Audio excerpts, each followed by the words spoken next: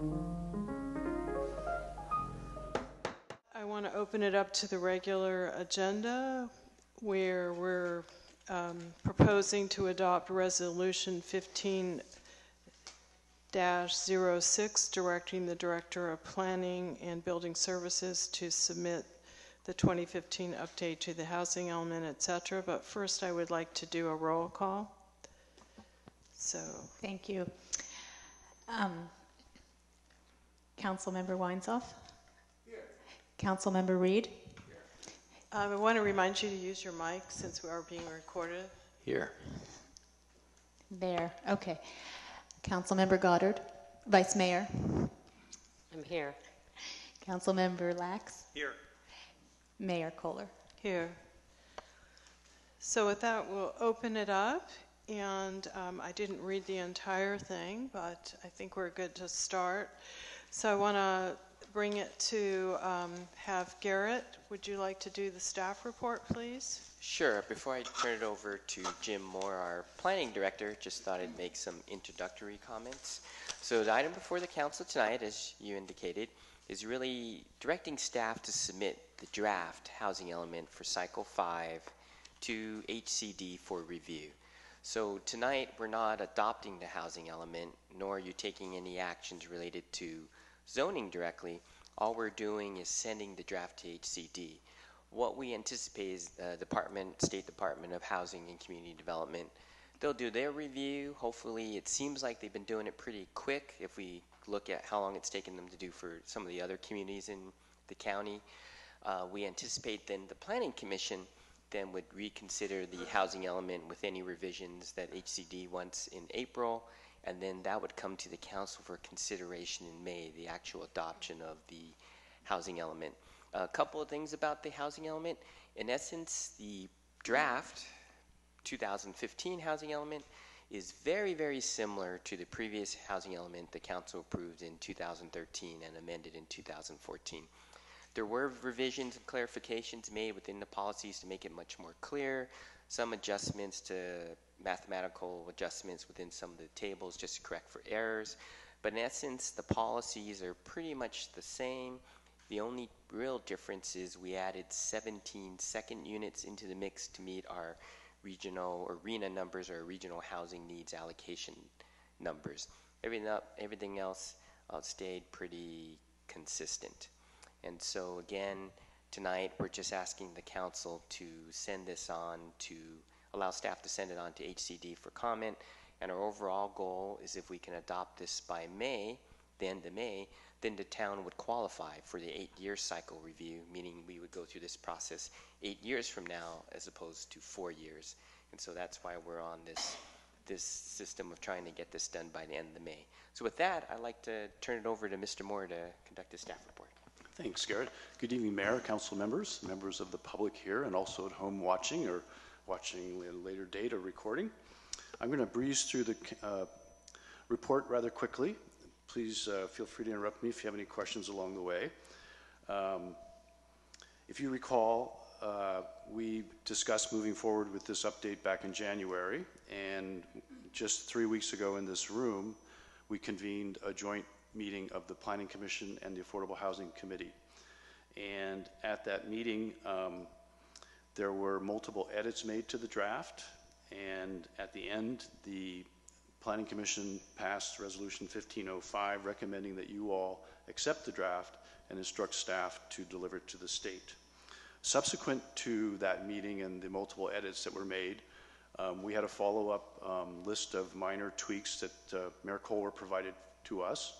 We also sat down on Monday of this week after the staff report and the most recent edited version was delivered to you all and to the public on the website.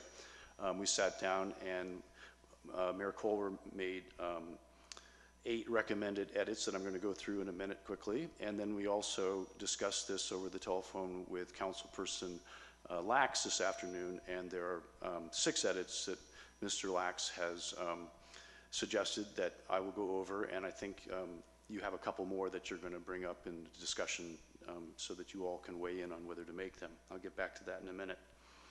So if you recall back in January when we laid out the strategy as Town Manager Garrett Toy just indicated, we showed the overall strategy for meeting the RENAs in this fifth cycle, which includes this RENA allocation as well as the most previous RENA allocation, 169 units. Back then, we said that we were going to take advantage of the previous or already zoned 21 sites that could accommodate 21 units. We deducted a number of units that were built in the most immediate RENA cycle, 8.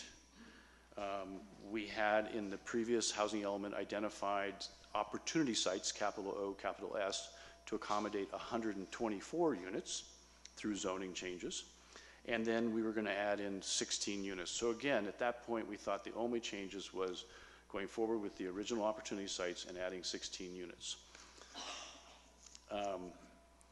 At the joint meeting, we got into the woods on table H4, which shows both the vacant sites, which we had assumed were 21, possibility of 21 units on the vacant sites, as well as the 124 units accommodated in the opportunity sites.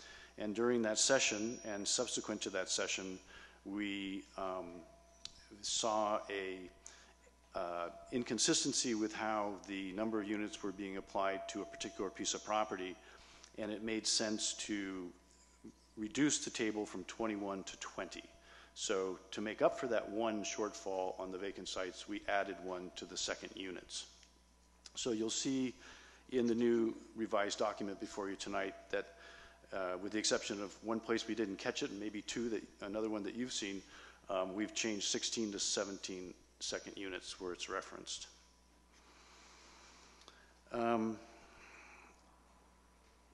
The next steps is to submit this, if you so approve of the document tonight, to submit it to HCD for their statutory review, which is a maximum of 60 days. We're hopeful that that's going to take place in way less than 30 days, actually. And I just heard today that one jurisdiction in Marin County actually got a 10-day turnaround. So we're hopeful we're going to get that fast turnaround. So the next step, if we get a fast turnaround, would be for Planning Commission to reconvene with the comments from the State Department of Housing and Community Development, which we abbreviate as HCD, Housing and Community Development. That's the regular scheduled third Thursday of the month Planning Commission meeting, which is normal. Like tomorrow night, we'll have a Planning Commission meeting in here. If necessary, if we don't get the draft back in time, then we'll have to convene a special meeting. And after the review by the Planning Commission, which is the steps that's normally taken on policy revisions, it'll go to the council, and we're hoping that we can make your normal first Wednesday of the month, May 6th meeting. But here again, depending on when HCD gets us back the edited draft or their recommendations, their comments, that may change also. So stay tuned, because these dates are tentative. They could change. But hopefully on May 6th or not too long after, we'll have the final document with the HCD comments before you for consideration of final adoption. And just a footnote that the requested changes from HCD, we don't necessarily have to make those changes to have the formal adoption. The town could go ahead and make the formal adoptions and then try to deal with HCD's concerns subsequent to the adoption. The trigger is the town adopting by May 31st. That puts us on the 8-year cycle. So let's see, one other little housekeeping note. There was an error in your council resolution on the date that the changes were made to the revisions made No, I know. amending the housing element. Jim, Yes. sorry to interrupt, but so you just said that we could go ahead and approve addressing the comments if comments come back from HCD, dealing with that later after the approval? We could approve what we can submit. adopt our draft of Adopt the what housing we element submit. and then work out the details with HCD subsequent to adoption. Okay, so on the resolution that's been prepared for you all, should you decide to go in that direction, there was one typo in the third whereas, the date on the third whereas instead of August 5th. The formal amendments to the general plan to correct what we consider errata and errors in the table was actually made on September 17th, not August 5th. So to breeze through the revisions that have come in, I'll start with Mayor Kohler's. Jim, just one question. On the revised resolution, I think one of the things we talked about was adding that, along with that change in the date, that the state housing certified our housing element. We can do that tonight if Okay, you so wish, yeah. we had discussed that. Yes. And I thought were going to add that. Thank Okay, you for thank catching you. Excuse me, can I just interject here? You were given a supplement excuse with me. those I revisions. know, I don't see it, so It's I'm the looking third at. whereas. It's a third whereas. I misspoke. It's a fourth whereas in the revised resolution that had the date Okay. change. The third whereas was added. I beg your Okay, pardon. thank you. You're welcome. Okay, so quickly, the first edit Mayor Kohler has requested is on page H7. Can I just interrupt something? Just quickly, is that when you mentioned that we had the Joint Affordable Housing Planning Commission meeting, you mentioned that my comments were sort of minor tweaks. I might take a little exception to that. I had a series of comments and changes. Some of those were edits and corrections, and a few of those I felt were more substantive. But I think given what happened last year, making sure that we don't have errors will give people more, I guess, more comfort that we're really crossing the T's and dotting the I's and not having areas that are problematic, that somebody could potentially see an area to make big changes or something like that. Absolutely. Forgive me if I misspoke. Absolutely. And let me just reiterate what we've tried to say at different times is we welcome the corrections. This is a work in process. This has been a bottom-up document over many, many years. It's a complicated document. It's got cross-references. There will be things we find after tonight, I guarantee you, that will still need tweaking. We can amend the general plan 4 times a year, so we will continue to do our best to hear what you dictate as the policy, correct inaccuracies as you find them, and hopefully move on. So the first correction, you're welcome. The first correction subsequent to the joint meeting that Mayor Kohler has recommended is on page H7 when it's talking about explaining how table H2 is the regional housing needs determination. It's actually, and for the period of 2014 and 2022. And elsewhere you'll see in the document there's a reference to a planning period of 2015 to 2023 instead of the reference to the RENA period. So we've drafted a footnote language to help people at this first stop in the document here where it's referencing that. And this footnote would read as the Cycle 5 RENA, and again for the public, RENA stands for Regional Housing Needs Allocation. The Cycle 5 RENA runs from 2014 to 2022, whereas the planning period to address the Cycle 5 RENA allocations and implement the housing element programs runs from 2015 to 2023. Moving on page H13 in the listing of both the vacant and the opportunity sites on the west side commercial, on the very right-hand column under current uses, it says parking lot for west side commercial, and it's slipped up in the repagination to be even with the line where it should be down one line below that. So we'll make that correction. Jim, can I Yes, make sir. a minor suggestion because you're getting feedback? You might turn your microphone so that it faces away from the speaker behind you. I think that's a culprit. So turn the mic in the other direction. That one's not hooked up. That Yeah. one is, though. And I Okay. think that'll help us. Is that better? Can you all still hear me too? Yeah. Okay. Okay. On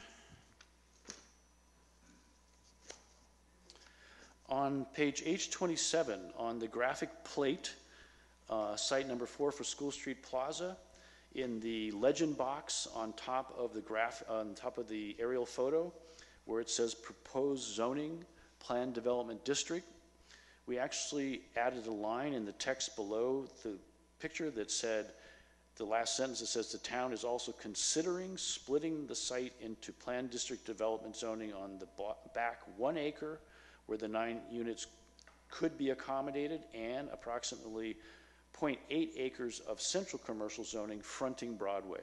So Mayor Kohler is recommending that we put an asterisk in the legend box where it says proposed zoning next to the PDD, and that asterisk becomes a footnote with that last sentence I just read.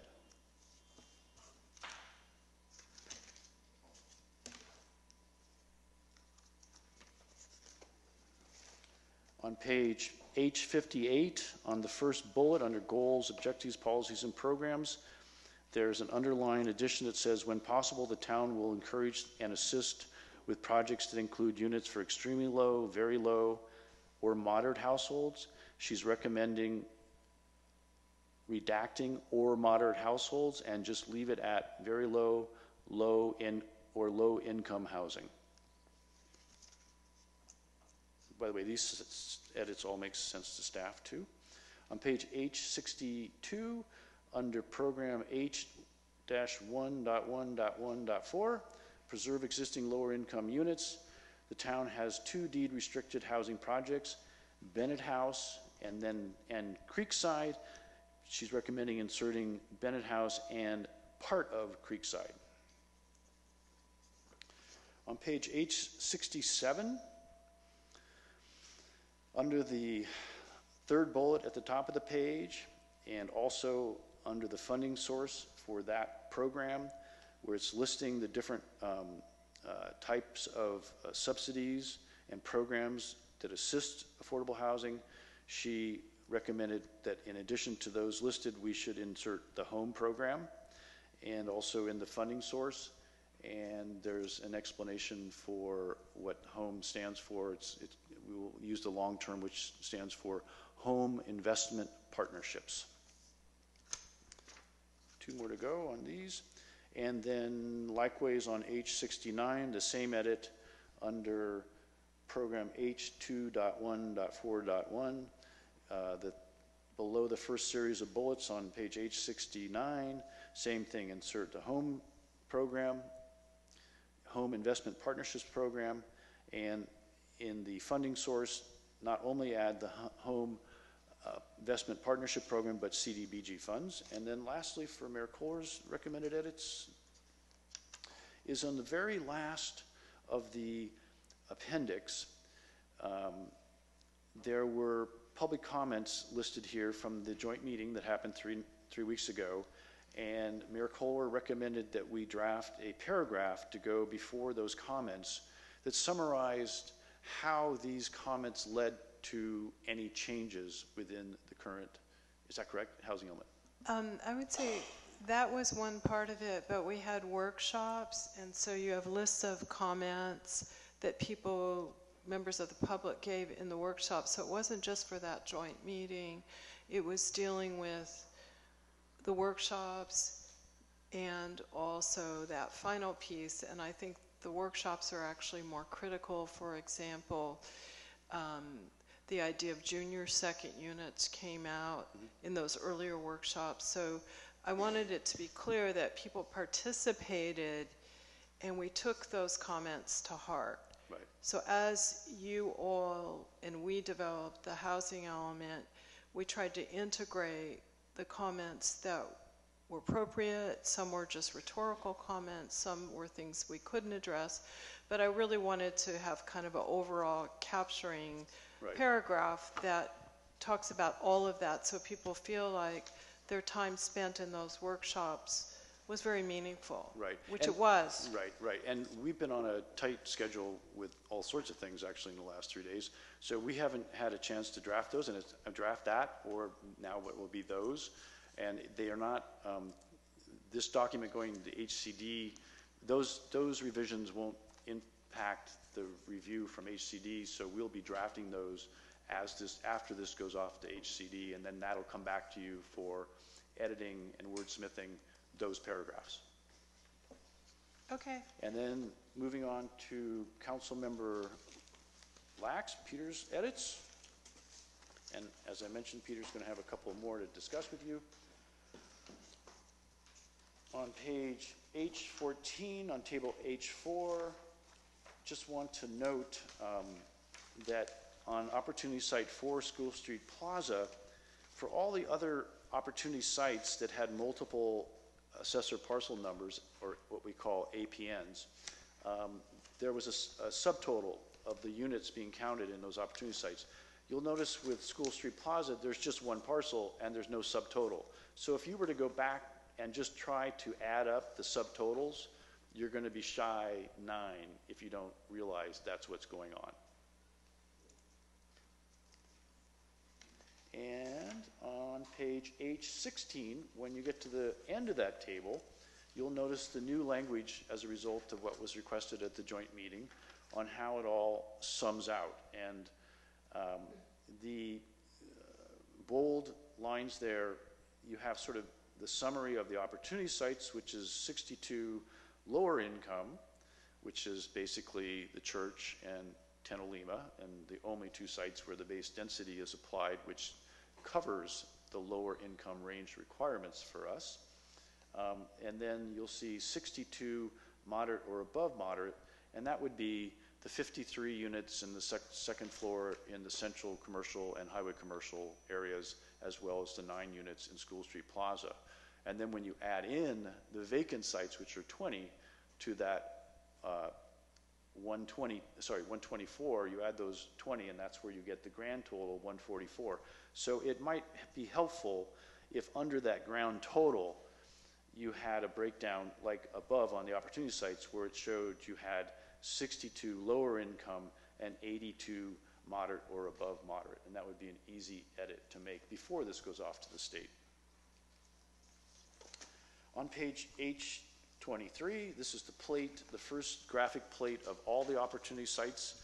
It's a succinct summary of what the whole strategy is, which I might add has been the same since the original housing element adoption in April of 2012, which is basically 4 legs of a stool that is a strategy of senior housing at the church, workforce housing at Tenolima, infill in the downtown, and second units.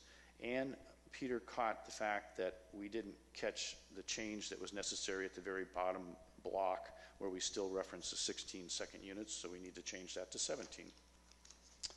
Moving on to, I guess you had the same concern about the articulation on School Street Plaza, but that was taken care of with Mayor Kohler's edit.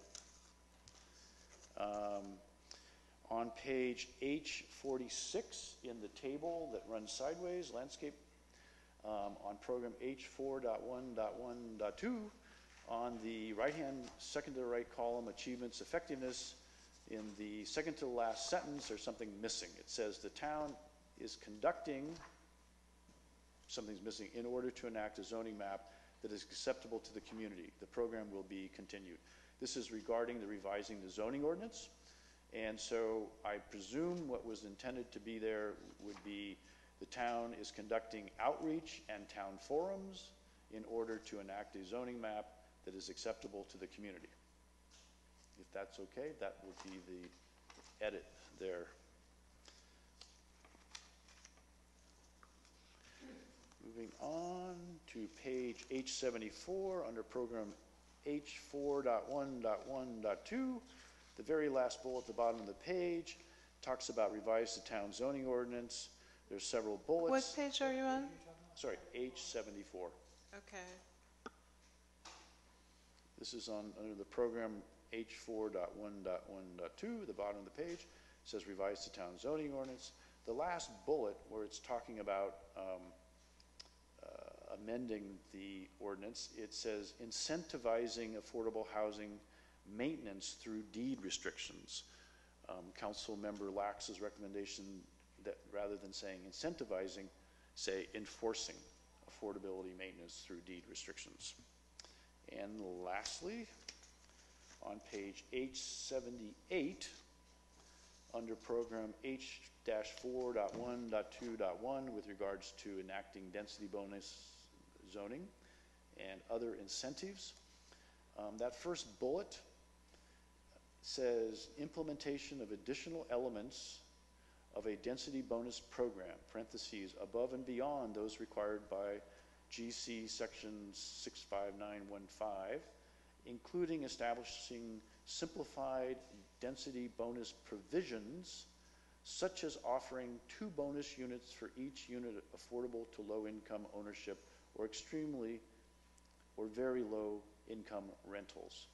So that language at the very end, such as offering 2 bonus units for each unit affordable, I would just throw in the caveat that at the paragraph before these bullets, it says, with regards to the town creating its own density bonus ordinance, which we're technically required by the state to do. You can't go below the state requirement, but you can tailor, we are required to create our own density bonus ordinance to tailor where the town would like developers to go with asking for relaxations, to try to help guide developers on what the preferred routes would be. For example, if a developer wanted to relax the height limit in town, by enacting our own ordinance and trying to steer them away, for example, because of the historic scale of the downtown, that it's not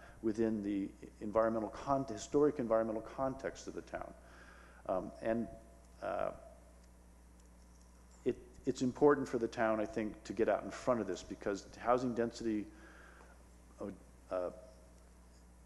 bonus law is there now. It exists. It exists without this housing element. It's there. There's only been 7 units created in the county over several years, and only 2 in the unincorporated areas of the county in the last 10 years. It's not a big deal, but it is a valuable tool for developers. And I might add, when someone is applying for density bonuses, it's an iterative negotiating process. It isn't that they all of a sudden carte blanche get everything relaxed.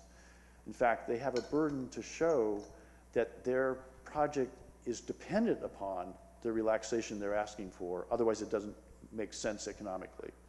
And ultimately, they would have to prove that in a court of law if the town didn't buy it. And likewise, if the town did not want to give the density bonus requested by a developer, then the town would be required to make certain findings on why they would not be giving it. And here again, I think the town enacting its own density bonus statute would help to articulate ahead of time what the findings might be if they go off in the wrong direction. My experience is that developers don't make money if they go to court. They don't like to go to court. So to the extent that we can help create incentives but avoid litigation, I think both sides are better off. But I believe Councilperson Lax's concern is with that bullet. And Yeah, if I could, Jim, let me just, Sure. I appreciate your background information, but the change I want is very simple. I just want to strike the portion that says, such as offering 2 bonus units for each unit. Sure. What I want to strike is the language that says specifically, such as offering 2 bonus units for each unit of affordable to low-income housing. And the reason why I want to strike that language is that the Government Code Section 65915 sets forth a very elaborate bonus density structure. And this language here is committing Fairfax to adding more bonuses. If you do the math, it's kind of a technical exercise, but it actually results in increasing the bonus units that a developer would get as a matter of right, and I don't think that really helps create more affordable housing, and it commits us to increasing the density by awarding more bonus units than the statute. So I'd like to just have that last portion struck so that we're not incentivizing more, creating more non-affordable housing units as part of a bonus. right, and if I could just highlight one thing in the paragraph above, where it says the amendments will include adoption of a density bonus ordinance consistent with the state density bonus law, 65915. In addition, staff and decision makers will evaluate the following. So it's not a done deal. I have no problem. We'll do what you want in the revisions. I just wanted to point that out, that this wasn't a done deal saying that we wanted to definitely make that policy. It was to consider it, but nonetheless, redacting it will do if you so say. And I think it's a good change. Yeah. Why don't we go ahead and do that? I would also support that. Fine. And one other thing, just to sort of explain the spirit with which this language came from, when you go through that table of the density bonuses based on affordability, there are certain thresholds where you actually get the 2 for 1. You get 2 more units for the 1 affordable. So that, in fact, is the case in law now for certain thresholds, but so be it. Understood, but what this does is this allows a 2-to-1 ratio in all instances. Right. It could. Whereas under the state law, you only get the 2-to-1 in very rare instances. So it takes the outer limit of what the state would incentivize, and it makes it the baseline incentive for Fairfax. And for those reasons, that's why I would like that removed. So thank you, and thanks for the explanation. We stand by to take your direction. Thank you. And with that, I think I've covered the report and... One other suggested change I Oh, would yeah, you have have. on the next page.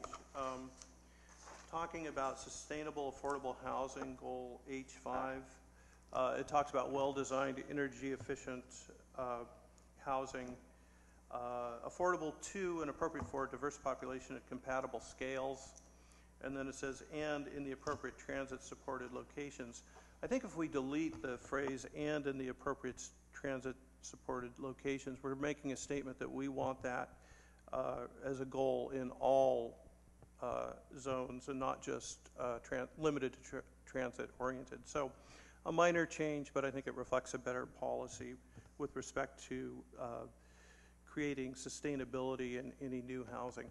And Peter, I think you wanted that redacted in the objective below it too. Yes, thank you. Yes, that's correct. So I think that's a good change. We should. So how would it be worded? No, I see where we are, but how would Basically, that sentence would end after the words compatible scales, period. In both places under the goal and the objective. Yes, correct. Okay. Other things, Peter, that you found? I found a couple more corrections, but they're just corrections, not the type of things you're bringing up. Did you have other things you wanted to bring up? No, that pretty much covers it. I just have a couple corrections that we might as well make them before we open it up to the broader policy issues. So on H10, the paragraph before sites inventory, the 79 is there. I think that's supposed to be the 80. And then one more just correction. This is not, it's kind of in line with other things I brought up, is on page 874. We had discussed on program H-4.1.1.1, we had discussed the possibility of splitting that site and having only part of it PDD and part of it CC, I believe. And so maybe what we could do is have that same caveat there. And otherwise, those are just corrections, so we can move on to kind of larger discussion by the council. Thank you for your indulgence in me bringing those up. So I'll bring it. Oh, okay, go ahead, John.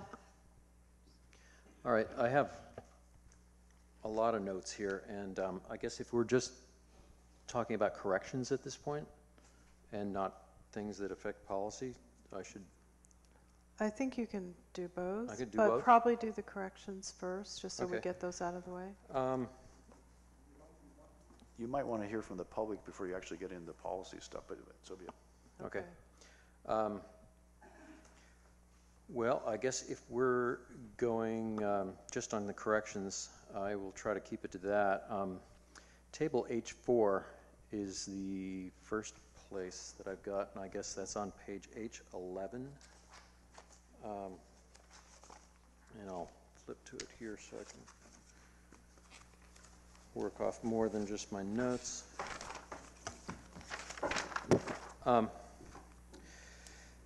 At the bottom of page H11, there's a block and lot number 002-181-03. A mistake. Previously, it said 04, and we changed it to the correct number, H3. 03? It was changed. It was in the last. Yeah, it was a correction I found. It actually said, Yeah, 'cause at one point that's it- number 232 Hillside. okay, so I corrected that error that it's, Okay, I that's didn't why catch it it's the first time around, 03. I'm sorry. Okay. I mean, basically, that already has a house on it, which is, the address of that house is 232 Hillside. That's site name 002-181-03. There is an adjacent empty lot, which is number 002-181-05. That could have been confused. I've been working off of Marin map for this. We'll check. Yeah, I think that's important to check. And I guess recently Sky Ranch has closed and become open space. Is that correct? I mean, Yes. Yes, we purchased it and it's going that way. And at this point, I guess that would be 00 on this following page, H12. Lot number 002-181-21, I believe, is Sky Ranch.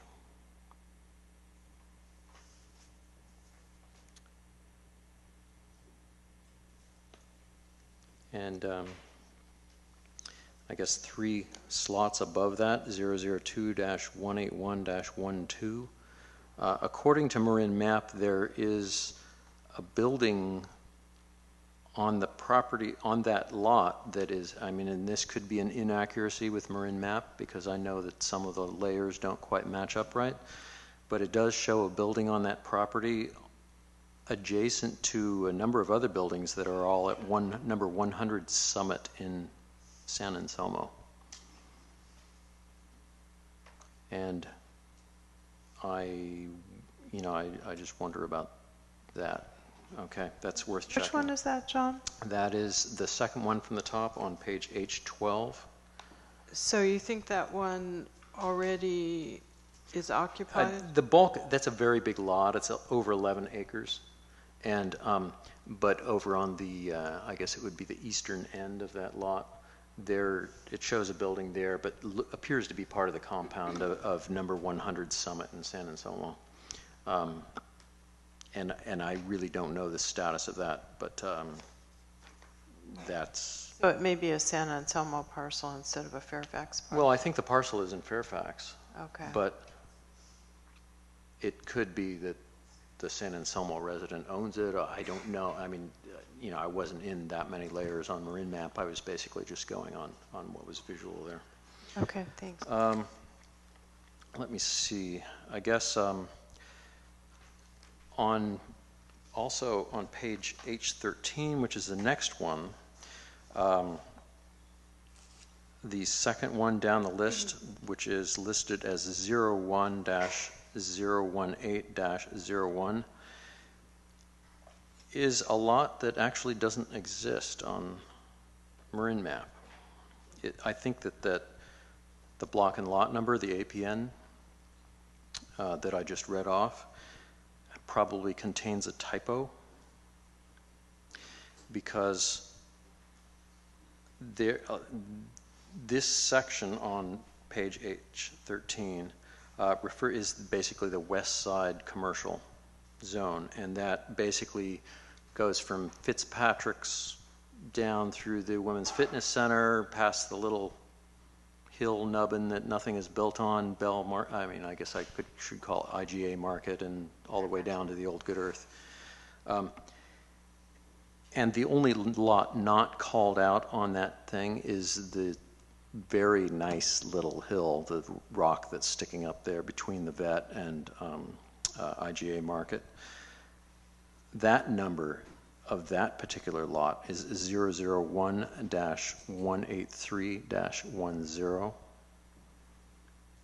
And it could be that needs to be replaced there, and that would correct that.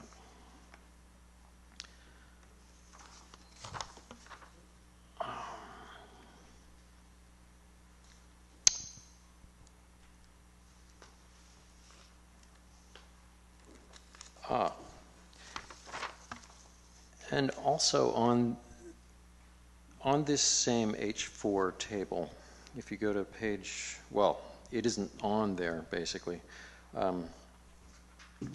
However, if you refer to the maps that are way at the end, the maps showing the various areas, we're talking east side commercial now.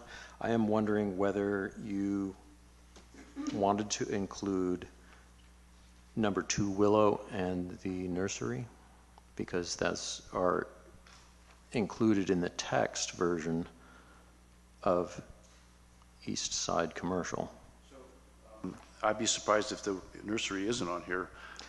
Well, it's not on H4. Not on. Yeah. And you're going off the APNs on Marin map, right? Correct. Yeah, because there's sometimes we have inconsistencies in our records and theirs. So, and things have happened, and we lose APNs through lot mergers and whatnot. Well, that's why I'm doing this. I know, and we'll check. That's why I went through. Okay. So those 2 lots that do show up in the text and do show up in the planning are 2 properties, both on the north side of Sir Francis Drake and the corner of Willow. One of them is referred to in the text as 2 Willow, and that APN is 001-235-08. Is that the nursery or the other side? That is the other side, number 2 Willow. Got it. And O'Donnell's Nursery, which is 1700 Sir Francis Drake, which is also included in the text and the maps, but does not show up on H4. That is 001-236-91. Okay, we'll check it. Okay. You know, if I could, I had this observation before. I think it would be very helpful in future iterations of this chart, under the site name, to also include the address of the parcel if it doesn't have a site name, just so that people can go, oh, okay, 2 Willow is this parcel number, and it's just... We went back and we included the addresses on the graphic plates. So all the addresses are showing up on the plates. So we can add them here. I'm not sure if we're going to get them in there by the time we send this off. But yeah, maybe not. But well, certainly for the public, because I mean, this, when you're just looked at, you know, I agree with Peter. I mean, this, you know, just going by the APN. I mean, basically, I went through and plugged every APN in here into Marin Map and searched them all, and then, you know, most of them, you can write the name of the business or whatever it is, you know, whether it's Belly Up Liquidators or, you know, well, we'll definitely Madeira get that Furniture to you or whatever it is. Yeah. I don't think they've all got names. We'll and definitely that's what people know it as. Sure. And we got that recommendation. We just put them on the plates. We'll be glad to put them on the chart. Yeah, because the plates are, they reproduce very small, and it really helps to 2 have. Willow is actually on the graphic, but Yeah, it's on the graphic, but and what's the address of the nursery, John? 1700 Sir Francis Drake. That's on the graphic also, but we'll check the APNs. Yeah, I guess, okay, as long as we're just doing corrections, H17 has a typo. The spelling of the word principles is spelled like a school principal. It should be P-L-E-S. That's in the top paragraph, the top real paragraph, second line from the bottom of that, to promote the principles of transit-oriented development. Got it? That's a pretty minor detail.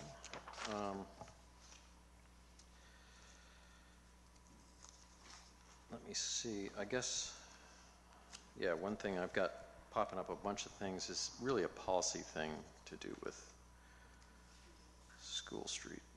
It's, I'll just concentrate on the typos, etc. Okay, the 2 acres that we've been talking about on H18 I've got right here, in the western part of the Lutheran Church, we're talking about the 2 acres for the senior housing for 40. I would say southwest, yeah, near the entry. Yes, southwest. Okay, earlier that was referred to as the east. You know, it would be basically located to the right of the parking lot as you were looking at the site? If you look on page H17, the second paragraph, the Joint Committee added the parentheses in the middle of that paragraph that reads, parentheses, 1 being 2 acres near the lower entry parking area of Christ Lutheran Church site located at 2626 Sir Francis Drake Boulevard, and the second being at Tenalima. So we added that near the entry point. The actual, the 2 site capacity studies that were sponsored by the town, one looked at, because the school had interest in expanding their square footage, we looked at double decking, the architect looked at double decking the school, and then putting the housing on the left side of the driveway in line with the school. And the second iteration was on the right side of the driveway, down at the foot of the concrete, facing, well, across the grass of Francis Drake. So, but the actual, we have no application. We know that there's a nonprofit that's been retained and an architect that's been retained who's been working with the church and the school.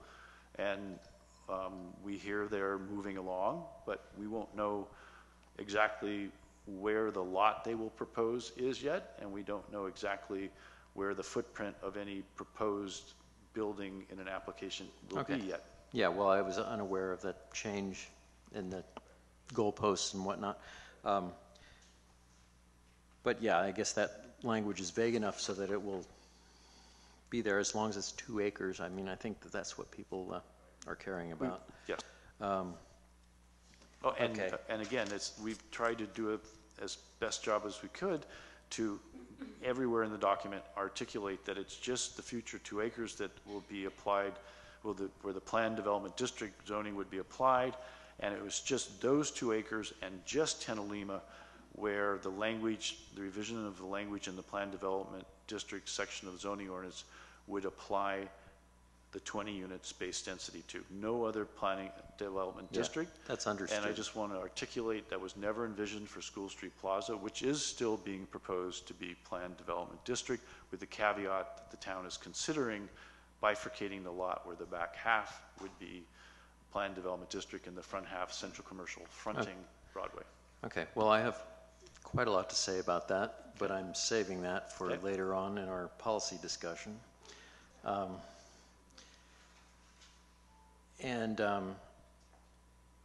Let me see, and that's,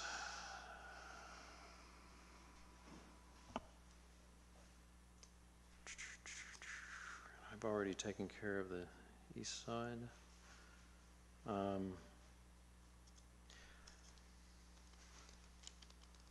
Okay, and I don't know, on page H33, program H1115,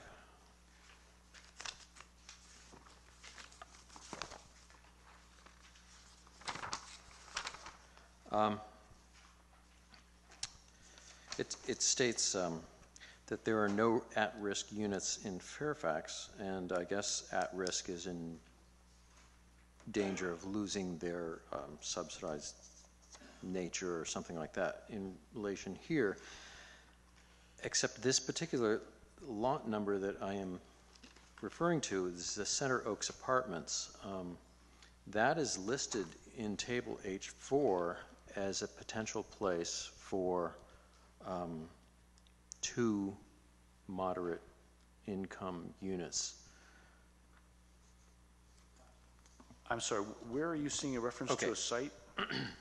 There is not a reference to the site in this program on page H33. Maybe it's best to do it back, to refer back on I'm sorry, you're on H33, right? H33? On H-1115? Correct. And, you know, that's where it sparked my attention because they're saying they're not currently any at-risk things. And I was interpreting at-risk. I just don't want to lose those apartments. I mean, even though they're kind of ugly and we might lose them in an earthquake anyway. You know, that's an aesthetic. Which apartments are we talking about again? Center Oaks. They are in between the gas station that's, you know, next to the parkade. Are these deed restricted apartments?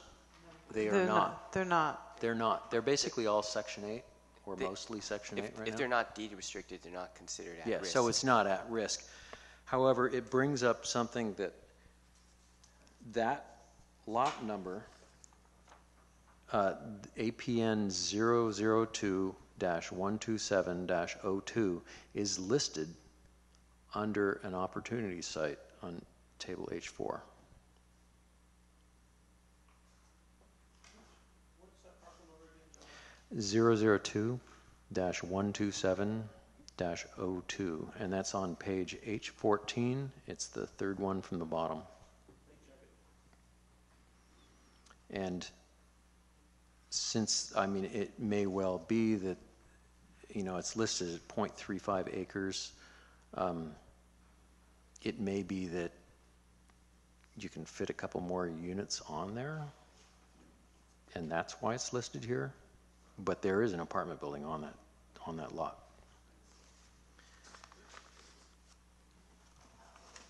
Okay. So that might be a correction to H4. I mean, it just showed up as at risk, and so I like, well, that's at risk of losing that.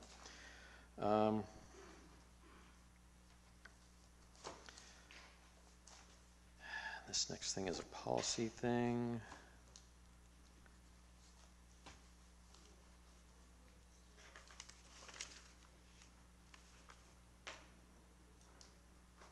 Oh, also, you know, and this is basically getting all the words right everywhere. On page H37,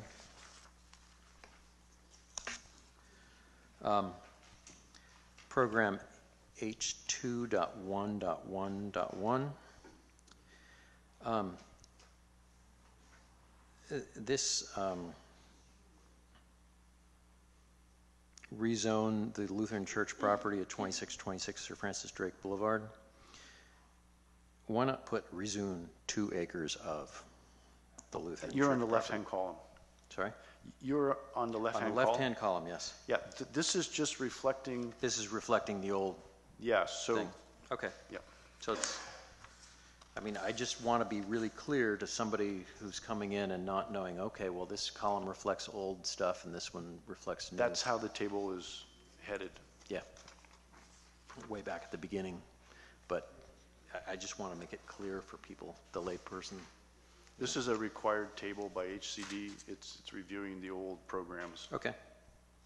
Can I interrupt with a question? Mm-hmm. John, given that what you said, Jim, that there could be discrepancies between Marin map and all this homework that you did and what it is that we're working off of, where's the authority in terms of how we determine this? I mean, what are you going to look back when you say, I'm going to check? I just want to have clarity in that, because if there's discrepancies, where's the authority? Well, we're trying to accurately reflect what's real on the ground and what the APNs reference, so we'll have to make modifications if there's inconsistencies or inaccuracies. Yeah.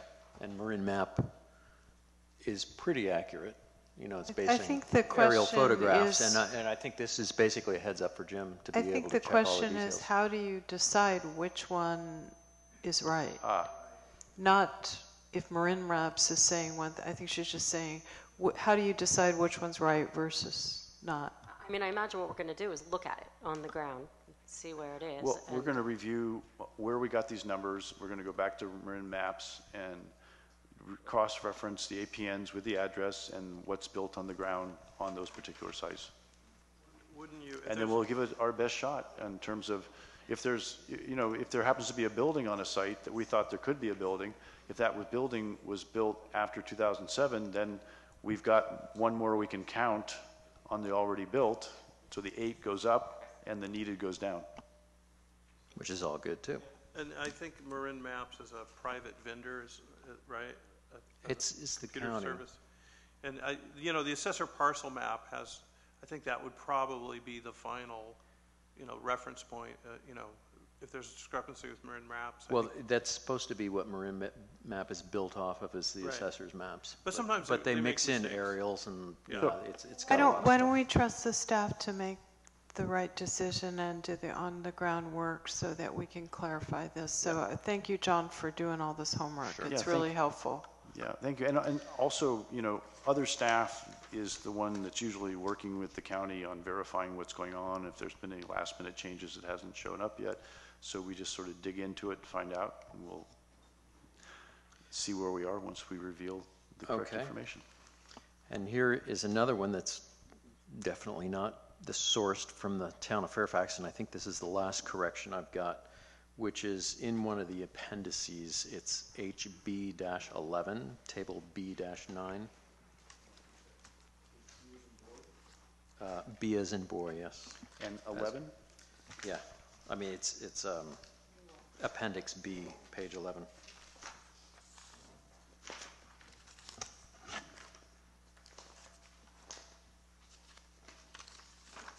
Okay. And,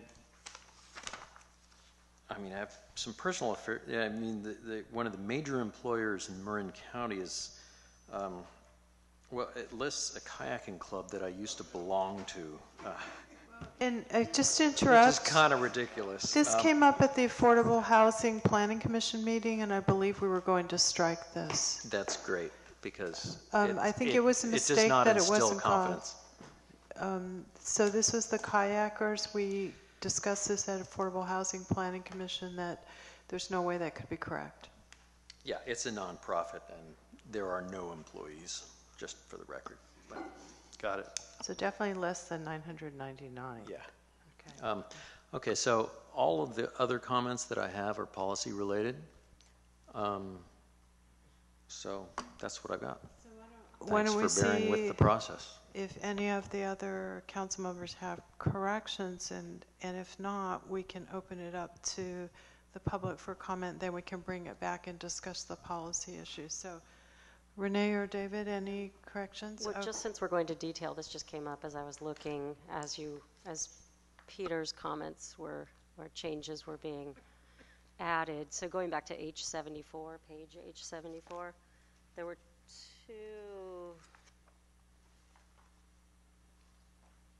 two places where you said not incentivize but enforce affordability.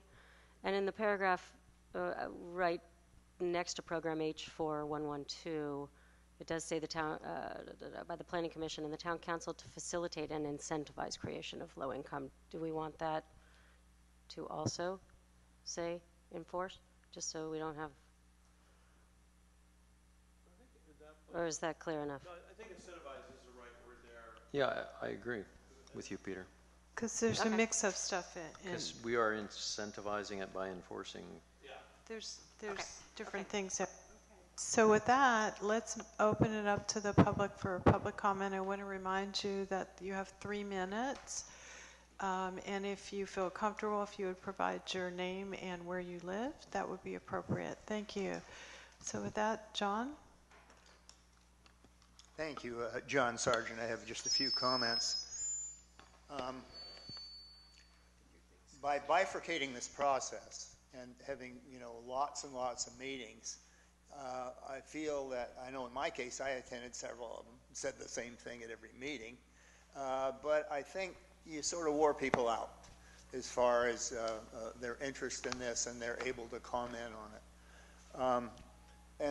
And the process ended up with the same result, more or less, that over 1,000 people in Fairfax didn't like. And Really where I think this thing really belonged was on the ballot, where everybody in Fairfax could have taken a hard look at it. And because you're just getting a little slice of people that really have commented to you. I think the housing element fails to consider several things, including water, traffic, and parking. I don't know if any of you ever tried to park in Fairfax on Friday night. You ought to give it a shot. It's very, very difficult, and we certainly don't need more people because we're not going to have any additional parking. And you know, I think there's been sort of a yuppie invasion into Fairfax, that people have discovered what a nice little town we have, because I see a lot of people that I have never seen in town before, thereby taking parking spaces, thereby adding to traffic. Any additional housing will just make this worse. We've heard some very soothing things from Jim Moore about how don't worry about this, because as these projects go forward, that he will take a look at it and make sure they're appropriate for Fairfax and et cetera. Jim's a nice guy and a silver-tongued devil, but I don't believe that maybe his vision of what I would like to see in Fairfax would be the kind of thing that a lot of folks, including me, would like to see. That kind of cosmic planning may be more suited to Los Angeles rather than Fairfax. John, I just want to interrupt. Making sort of negative comments about staff is really not appropriate. I did not read the Robert's Rules of Order, but if you have comments about the housing... Could you stop the clock, please? If you have comments about the housing element, we want to hear those, but we would appreciate if you do not make negative comments about our staff. Thank you. Okay. So we can start the clock again. Thank you. Okay. I'm going to make negative comments then about the Planning Commission. I'm sorry, I have to. And if you want to stop me, that's fine. John, I think if you have concerns about I have concerns, and if you don't want to hear them, that's fine. I have to relate what planning commissioners have said as far as looking over this whole housing project to why I don't have faith into what they'll do looking at the projects that are going to be developed. Well, now, if you don't want to listen to that, that's fine. Let's just delete anybody's name and give a comment to say, I heard this comment without identifying the person. I'm not identifying individual commissioners. Okay, John, just go ahead. I think I've had enough. Thanks.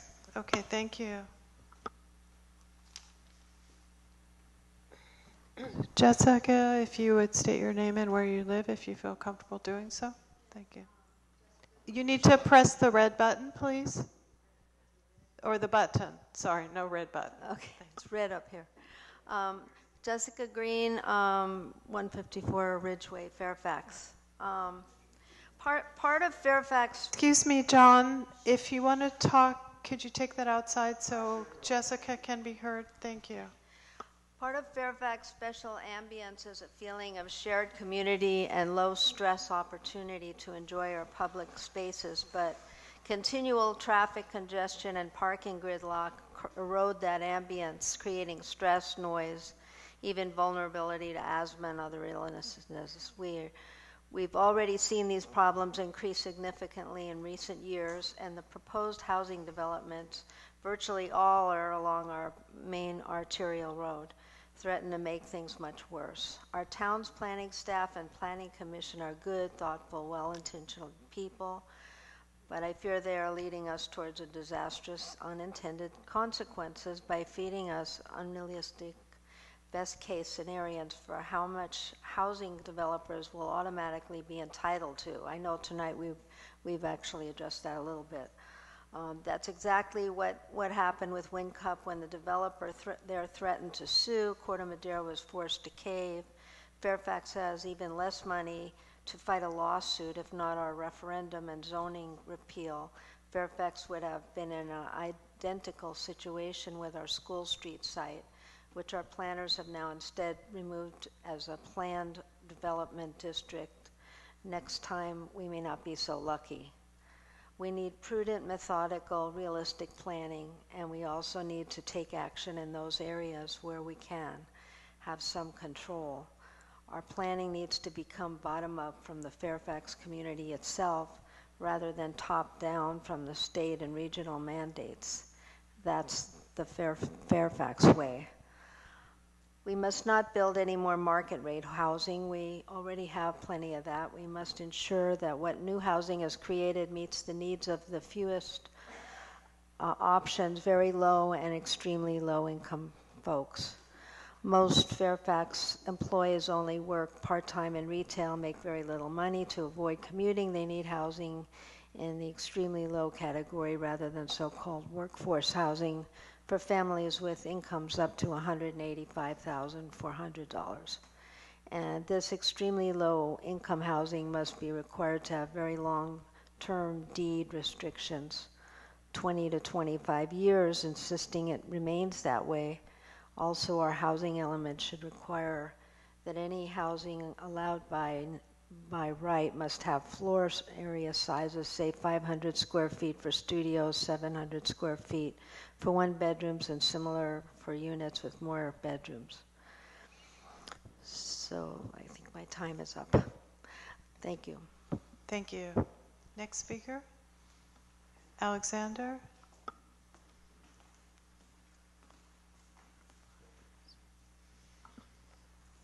Alexander Binnick, 7 Meadow Way. Another example is this so-called transit-oriented development slogan, which doesn't fit Fairfax. We're a small town, and we've banned formula stores. Many items that our residents need are either unavailable here or quite expensive. For example, we're one of the only Marin communities without a full-service drugstore or any pharmacy at all, and on and on. New residents, especially low-income ones, will need to do some shopping in San Anselmo and elsewhere. And just being near a Fairfax bus stop, where there's only minimal transit service, won't change that. If we want to lower our carbon footprint, a worthy goal, we can accomplish a lot more by soon passing an ordinance mandating very strong green building standards for multi-unit residential development before any new housing is built. What are we waiting for? Why are our priorities backwards? We need to fix our existing downtown residential parking problems, revising our town center element before adding more downtown housing east of Klaus Drive. Also, we could help discourage Sonoma County drivers from taking shortcuts through Fairfax by putting significant traffic calming features along Sir Francis Drake on the west end of town. Again, what are we waiting for? We also need to reduce fees for legalizing regular second units down to the low levels already envisioned for junior units. Finally, if necessary, we could live with a 4-year housing element cycle rather than force through a plan and zoning that are flawed both in concept and execution. That's what our voters want, to slow down and get it right. Better, not just bigger. That's the Fairfax way. Thank you. Thank you, Alexander. Next speaker. If you could state your name. Ray Barbarella, 42-year resident of Fairfax, member of the Open Space Committee. A lot of people already addressed some of my issues. Some of my other issues are, why don't we have maximums rather than minimums on the PDDs? I'm worried about these bonus densities that they can get. And all of a sudden, we're going to see things grow. So I'd like to see maximums rather than minimums on it. I'd like to know whether we planning to change zonings. Like right now, I'm looking at the Deer Park, which the Ross Valley School Systems may sell. Right now, it's open area. What are we going? Is Fairfax going to rezone that as a PDD? I'd sure like to know what's happening with those kind of pieces of property. You know, certainly before anything. I mean, the parking certainly and the traffic. You've heard that enough. But certainly the housing density, these bonuses, these everything just throws everything kind of. So if you put maximums, it would certainly help. And like the previous one said, if you put limits on square footage of 1 bedrooms and 2 bedrooms or studios, that would help too. Thank you. Just a couple of points of clarification. So there's no intention to rezone Deer Park School at all. And then just one question, Garrett, maybe you could respond to the issue of why we have minimums versus maximums. I think it's my understanding that you cannot put a maximum, but could you address that, Garrett? One suggestion is, would you like us to wait until you hear all the public comment and then ask us to respond generally to some of the different questions, or answer that now? We could do that. It'd I be up don't to know you, that we're though. going to remember all these, but I can hold that question. But just to clarify Deer Park School, I think that was something that was going around that was a misunderstanding. Okay, so we'll get back and we'll try to answer some of these questions when we bring it back. Thank you. Next speaker, if you could state your name and your address, please. Yeah, I'm Joseph Odom, live on 98 Porteous. And my reading of these PDDs is that they were dependent on environmental impact reports. And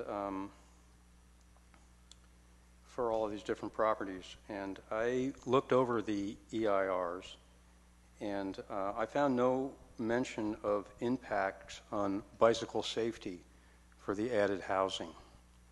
As a Fairfax resident and a bicycle rider, I have standing to say that the EIRs done for the Lutheran Church, Tana Lima, School Street Plaza, and the downtown redevelopment area are deficit in their failure to include the impact of the added homes on the safety of the bicycles on Sir Francis Drake and other places. And before you dismiss this out of hand, I would like to mention that in the town of Danville, back on July 28th, 2014, Contra Costa Superior Court Judge Stephen Austin ruled that the council members there violated parts of the town general plan and state environmental law when it rezoned a property off Diablo Canyon Road and failed to analyze the impact of the added homes on bicycle safety. And I think that we're in the same situation, and that this has been upheld. It may be still being appealed, but I think that bicycle safety has not been addressed, and the added housing is going to cause a problem. So, and I think there's a conflict between the safety portions of the general plan and the housing, and I think this needs to be addressed. So just staff, one point of clarification. There is no rezoning proposed at this time, and I do not recall that there were any EIRs done because we don't have applications in. So I think what I would take of your comments is that when the environmental documents are done, that you would like us to include bicycle safety. So I think we can look at that as part of the safety issues. Next speaker. David Glick, 297 Cascade Drive. First, I want to commend the council for doing this important work because it's so dry and tedious. I don't know how you do it, and hats off to you, seriously. I have a couple concerns. First, as someone concerned with and repulsed by the obscene wealth gap in our county, in our country, I want the town council to find a way to ensure that as much as possible, any new housing be set aside for low-cost and very low-cost housing. And to explore whether this is possible, maybe you can restrict the deed so that it has to remain that way for a certain period of time. I'm very concerned that the densities listed for the planned development district are minimums and that there are no maximums stipulated. That's been addressed before, so I won't go over that. I'm also opposed to the redevelopment of downtown Fairfax with 53 upper floor residential units.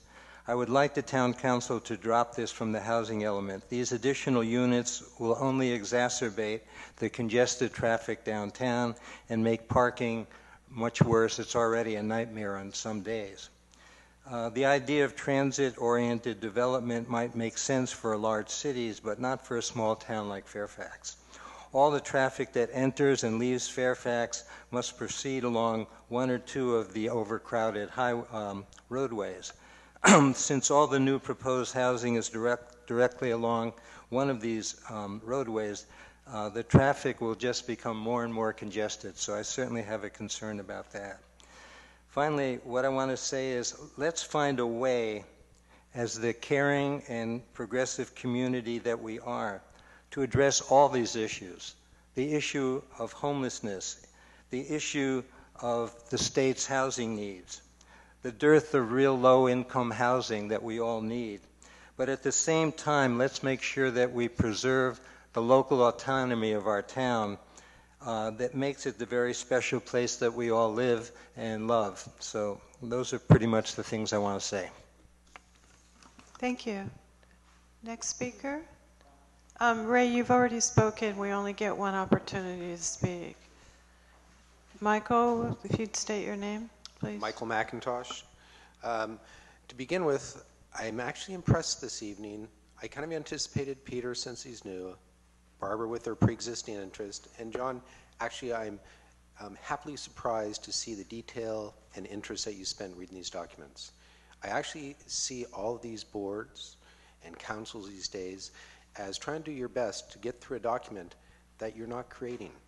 They're being created by staffs and special interests and parties that benefit from the decisions therein. But what I think is unfair to the general public who you represent, and therefore your votes don't represent our voice, is because you don't have the time, and it'd be insurmountable to read voluminous documents, to read all the footnotes and the understanding. And even tonight I've heard many references to affordable housing with these density bonuses. The state of California does not differentiate between senior housing and affordable housing. Within affordable housing, it differentiates between affordable housing, low housing, and very affordable housing. But senior is equally included. When we build to these densities, it allows us to file mitigated deck and different venues to allow the project to be built without incorporating the same traffic mitigation, the same setbacks even to a creek. And these are the things that will change our community. I think that everybody in this room, myself included, wants to see affordable housing. Through a state-down process such as this, we will not have affordable housing, and actually I'd like to see probably as much senior housing, because look at our aging demographics, in our community.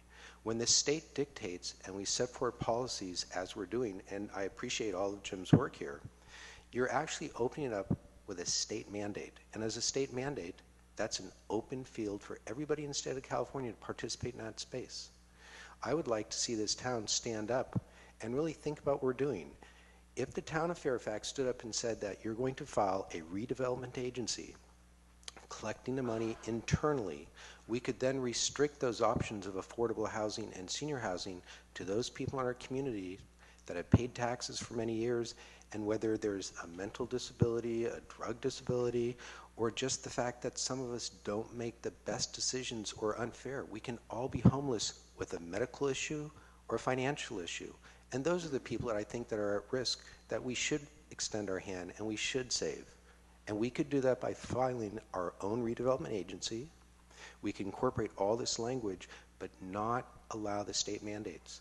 And then we could protect our community. And I think at the end of the day, that's what the collective voice wants to hear. And it's not fair to expect each and every one of you to understand and read all the interpretations and footnotes. I will tomorrow send each and every one, and I'll send to Jim and Garrett also, a legal interpretation of the law, because there has been many things misstated. And I think it would benefit you, everybody here, to read it. But I think it's very comprehensible, and I think you can understand it. And I'd really appreciate if you'd read that and incorporate that and look at a way that we can save this effort for our community, not to just bring in more market rate housing, which will then in turn need additional housing to support them. Thank you. Michael, just to clarify, redevelopment agencies were made illegal about 3 years ago. They cannot be created. So they were all disbanded. In fact, Garrett worked for one at one point that was disbanded. So that was something Governor Brown did. So interesting suggestion, good suggestion, but that's not an option at this point. I would also say that I think all of us sitting here have read the housing element, and there are a number of incentives in there and ideas that are created, such as having a fee on larger properties that would go into a housing trust. So some of the ideas that people brought forward about Bolinas Housing Trust and that, we very much took to heart and tried to integrate those. So you might look a little bit at some of the details because there are some really good ideas in there, but thank you for your comments. I appreciate that. If I can just finish time, possibly redevelopment agency is the best way for people to understand. In fact, I forwarded this same subject to Steve Kinsey and had a response just yesterday. The only redevelopment agency in the state of, in the county of Marin unincorporated was at Marin City for that housing and development. The county of Marin protected that money from the redevelopment agency because it has to support the bonds that were utilized from that redevelopment agency. The state of California cannot take any redevelopment agency money when it's already encumbered for a financial venture such as a bond. Although the current term might not be redevelopment agency, I use that so the general public could understand, but we are legally entitled to have a BID. And why don't you send that information on and we'll take a look at it. Okay, Appreciate but the that. BID could still do that same process. Thank you. Thank you. Okay, next speaker. Looks like we have another speaker who's wandering the areas. Thank you. Our cat. Hello, my name is Elizabeth Back. I live at 38 Geary, and I just want to say wow and thank you for the tremendous hard work that clearly has gone in by planning staff as well as y'all. I'm very impressed by how detail-oriented everybody is. I had previous concerns about an inconsistency with state regulations, and I don't have that concern anymore because I can see y'all are on top of it. And I just wanted to address a couple of things I heard today. I particularly feel that adding density in the town center would reduce traffic. If you live where you work, you walk and you bike, as I do, and have recently made that transition of getting out of my car because I live close to where I work, that is made possible. So residential downtown where people can live where they work is a reduction in traffic and a reduction in the need for cars. I also share a concern about traffic and parking and echo idea heard earlier about traffic calming, especially as you head out West Marin. Particularly concerned about bicycle traffic heading west and welcome traffic calming devices.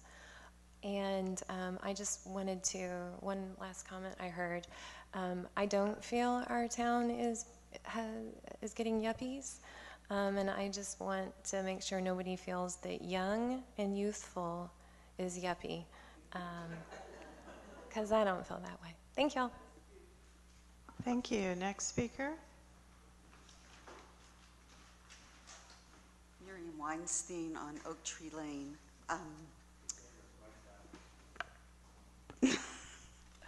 One of the things I've been wondering about is the ability to require transportation if you put in a development of a certain size, that they just have to have a shuttle bus, especially for senior housing, so that everyone doesn't have to have their own car. So if they need to go to Centerville or to Longs or to Longs, CVS or Walgreens or whatever, that there's a small little 4, 6, 8-seater on the property that's available to take them. That reduces traffic. That's an inexpensive way to reduce traffic. I have a question. I've sent this information to the town council a number of times or to various people, and it's never been answered or addressed to my knowledge, and it's probably been discussed or known or resolved or not. But Fairfax was picked out by, I believe it was HUD, as one of the most segregated communities in the nation, along with Scarsdale and Ross, probably Belvedere and Tiburon. And there was an agreement, memorandum or something signed between the county and the federal government saying all low-income housing must be marketed to people of minorities in other counties.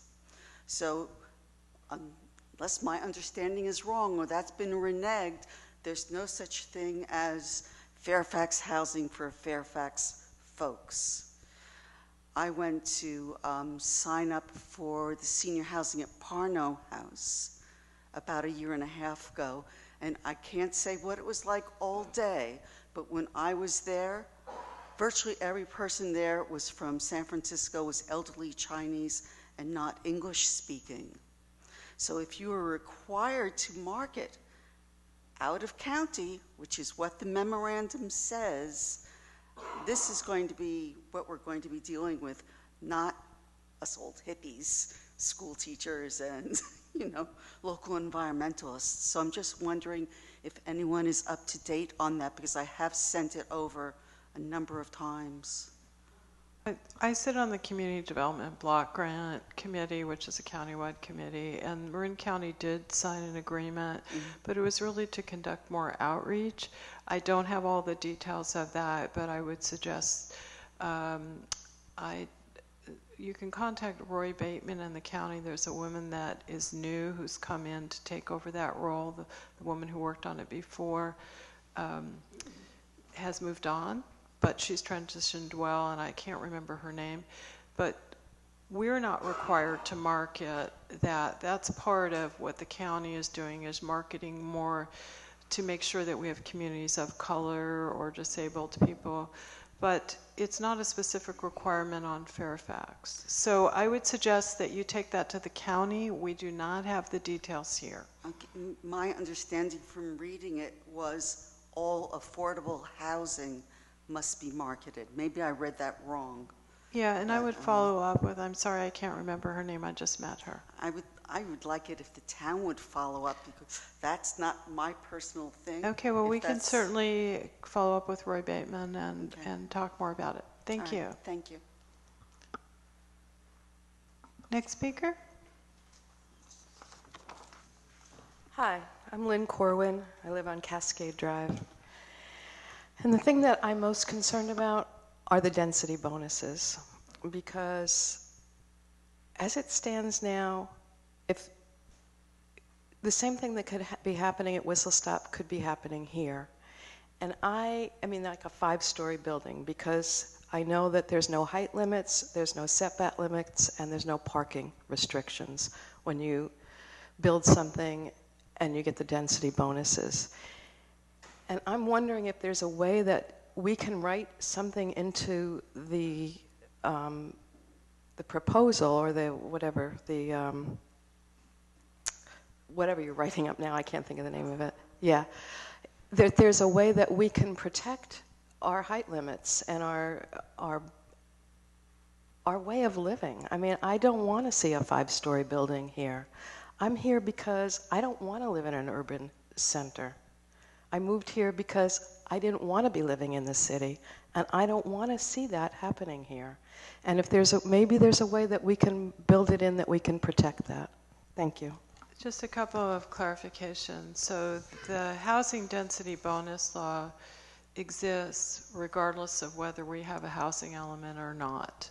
It can be, so the housing element is not a trigger point for the density bonus law. It's my understanding when somebody would apply for the density bonus, and they have to meet certain criteria to do so, and it's not that you get 100 more units, it's a limit. That there are certain elements that they can ask to be relaxed, and one of those is height limits. But there's also traffic or parking and various other limits. Right. And I think, number one, the density bonus law has been used maybe 7 times in the county over the last several years. Usually these projects are difficult for people to pencil out, so they don't propose them. But my understanding is one of the things we could potentially offer as a way of being amenable is less parking, requirements, limited parking requirements, and we could make specific findings as we did, for example, if you followed what happened with the proposed Chevron station, you make specific findings to limit the height limits and stay within the limits that we feel are appropriate. That's not to say that somebody couldn't sue us and potentially win, but we would make certain findings. So for us to do this in the housing element, it doesn't change what's in law already. So just to be clear on that, I hope that's helpful. And we can talk more about that, but I just wanted to kind of help on that. Okay, next speaker, Norma. Thank you. I would like to start by saying that, as evidenced by the public record, there has been extensive community participation on the housing element for the last year, just about. It's not true that people have not had an opportunity to comment. In fact, even this evening, in speaking about density bonuses, there was a recommendation to restrict that a little bit, and Town Council very willingly went ahead with that direction, not to expand the purview of offering density bonuses. I think the housing element is an extremely thoughtful plan that is consistent with state law, which is the most important thing to the town, and that it's unfortunate that some of the suggestions that have come up this evening sound like really good ideas, but they're against the law, some of them, essentially. I think that I appreciate the Town Council and the Planning Commission's extensive work over many, many years on this housing element, and staff as well. We have a very knowledgeable staff, and frankly, a very knowledgeable Planning Commission and Town Council. I don't believe this is legal voodoo. I think people truly understand, because you've gone through the paperwork and you've read these tables. My God, you can quote parcel numbers and relate them to zoning ordinances. There's a lot of heart and hard work that's gone into this plan, and nothing has been helter-skelter here. I think there's a misconception that the housing element is like a construction plan, like working drawings that will go out and be built, when in fact what we're really talking about are guidelines for potential developments. It still requires applications, it requires a full entitlement review, and it requires that every single project, and by the way, everyone has said this numerous times, there are no applications before the town at this time. There's ideas. There is no formal application, and that's why environmental reviews haven't been done and all the numbers haven't been crunched, because we're not at that place yet. This is, as a guideline, I think a beautiful document. I'm very proud of the town and the efforts that have been undertaken on behalf of the community. Thank you all. Thank you, Norma. Wendy, if you could state your name and address if you feel comfortable doing so. I'm representing an organization, so I'm Wendy Callens, and I'm representing Coalition for a Livable Marin, and this is too close. Okay.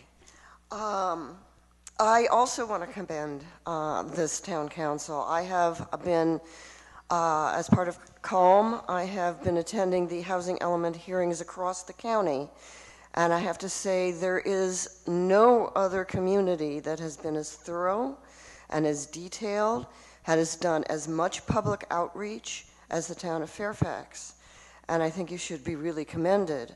I also think that a really important part of what Fairfax has done is designate housing that is really relevant for the character of the town of Fairfax. As a matter of fact, the infill in the downtown is actually the kind of development even those who have opposed development in other towns have supported. Dick Spotswood add small-scale apartments above retail shops in existing downtowns. This was repeated by Richard Hall at a Citizen Marin event. Mimi Willard, utilize infill development opportunities in our communities. Bob Silvestre, maximize the number of potential infill housing sites. So in essence, you have actually addressed the kind of development that one would think is a consensus across the county, that this is the kind of development we want. I also want to clarify what transit-oriented development actually means, because it's confusing because it has the word transit in there. And indeed, transit-oriented development is something that oftentimes is associated around transit. For those of us who promote this, the first step in transit-oriented development is walkability, and making a walkable community, and having it near shops and services, and having it bikeable. And matter of fact, I would say that the town of Fairfax is really a transit-oriented community, and what we really should be fighting for is better transit for our community, and that's another day. Finally, I'm glad to see that people really want to see low-income housing. I too want to see low-income housing be developed. And density, unfortunately, like it or not, is a dirty word, but it is how you create housing to be more affordable. By putting more units on the same property, you reduce the price of the housing. I agree with many of the speakers that we should have size limits. I've repeated that at a number of hearings. I want to repeat it again today. I think that's very important, that we do put limits on the size of housing, because that is one of the things that does help to create affordability. Again, I applaud you. You've done an excellent job, and I look forward to working to really create the kind of community that this housing element is pointing towards. Thank you. Thank you, Wendy. Any other speakers? Jim? You could state your name and address if you feel comfortable doing so. Jim Rice, 192 Laurel Drive. I want to reiterate what a number of people have said to you on the council, and to Jim and Garrett, people who've been on the Planning Commission and have worked for years on the housing element and on the general plan. Thank you all. You've really done wonderful work. I have 5 requests. Some of this has been discussed already. I'd like you to drop the redevelopment of downtown Fairfax with 53 upper floor residential units from the housing element. That's my first request. My second request is that you add a section to the housing element that will require a town-wide affordable housing inventory before designating high-density rates. My third request, that you follow Mayor Kohler's recommendation and not allow any state density bonuses above what the town zoning ordinance presently allows, and this should be accomplished by ordinance. My fourth request, delete all references to transit-oriented developments, since public transit in Fairfax is pretty minimal. And my last request, not set densities for any property before the public has seen and given its approval of the plans. Thank you very much. Thank you, Jim. Any other speakers? What I'd like to do is take a quick 10-minute break. Some of us have to access other areas. And so we will reconvene in 5 to 10 minutes, and we will then bring it back to the council. Hopefully everyone's in the room. Before we bring it back to the council to discuss policy things, I think one of the key questions that came out is why don't you say maximums versus density minimums? And the issue is that if you say maximums, then it's possible that you won't even get to the minimum. And so, for example, on the Lutheran Church, we want to have 40 senior housing units. If you said the maximum is 40, and I'm just using that as a hypothetical, potentially you would only get 20. So one option that we could do is say a minimum of 40, not to exceed 41. And remember, though, to the extent that a density bonus might be applicable, it has nothing to do with the housing element. It may apply because state law is out there. That may be a way to kind of capture that concern. And I see that Ray is not in the room, and this was his issue, but I know other people raised this as well. So I would like to say that that might give us kind of the comfort that people are raising as concerns. It would still ensure that we were clear that there's a minimum, but a not to exceed, so that we're not giving a perception that potentially we'd get way more than what we're kind of aiming for. So with that, I know Garrett feels that that might be workable, as does Janet, but Jim, does that seem to meet? So we could, that would require going through and kind of making those changes in this document before we send it to HCD. And it's possible they won't react very positively to it, but I think for our purposes, it gets both ends of the spectrum. Yeah. Garrett, did you want to add to that? Yeah, I would just suggest if you gave us some policy direction, you know, we can incorporate it, send it to HCD, and the reality is they would comment and let you know whether that was an acceptable thing or changes. Well, that would be my policy direction, that make sure that before we send it, we include those kinds of changes. The other thing, before we bring it back to the council, I want to mention that when we first started, we were having some technical difficulties, so we weren't sure if we were streaming live on our site, but people could watch live on Comcast or AT&T. But the good news is we're definitely streaming live on our site now, so we're going to make sure that our next meeting, we shouldn't have technical difficulties. And with that, I want to bring it back to the council. And Renee, did you want to add something? Yeah, no, I just wanted to ask for clarification. So when we're talking maximums and minimums, so we're talking about per acre. So our 20, on those two sites, we're talking about 20 units minimum per acre. So how would we specify that if we were talking about the Lutheran Church site? It would be 40 minimum, is that what you said? And then 41 maximum? Correct.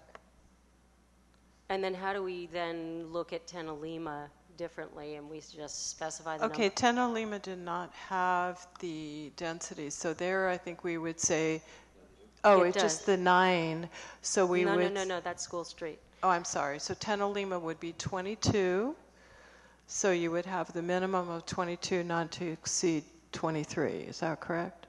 No, you said maximum, though. We're doing the same thing as Lutheran. So you would We're say a trying to keep this consistent. minimum would be 22 not to exceed 23. So the maximum would be 23. Clarify that, Jim. Yeah, I hear you, and I assuming legal counsel concurs, that seems totally doable. And another way of explaining this is, when you set the minimum, what you're kind of doing is you're going out and saying to the state and to property owners, you basically are going to be entitled for this minimum. You don't need a use permit for that number of units, provided you hit all the design review requirements, okay? So you can't say, well, we think that at some future point, a future planning commission or town council could not say, we think that's too many on the site. It would be by right that number. You'd have to find some other reason that you didn't feel a project fit the site in the town besides the minimum number of units. And conversely, by setting the maximum, you're saying that you cannot exceed that number without a use permit. It's not by right. And then lastly, I'd just like to correct for the record, there has been an environmental analysis, the CEQA analysis done on all the 169 units being modeled in this. And you will have before you, when this comes back, an addendum to the mitigated neg deck. There was never a full EIR done on the general plan and then housing element when it was adopted in April 2012.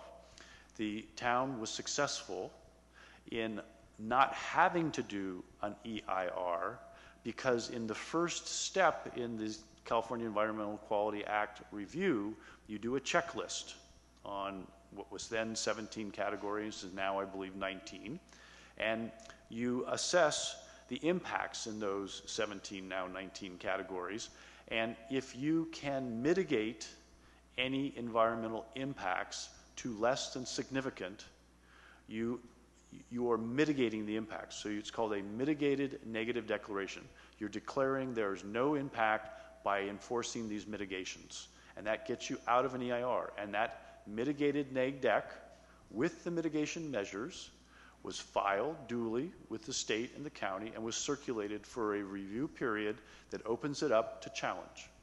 At the housing element update in October of 2013, where these same opportunity sites were articulated, you received an addendum to mitigated neg dec that said the additional units that go back and address the prior RENA cycle 3 are still mitigatable to less than significant.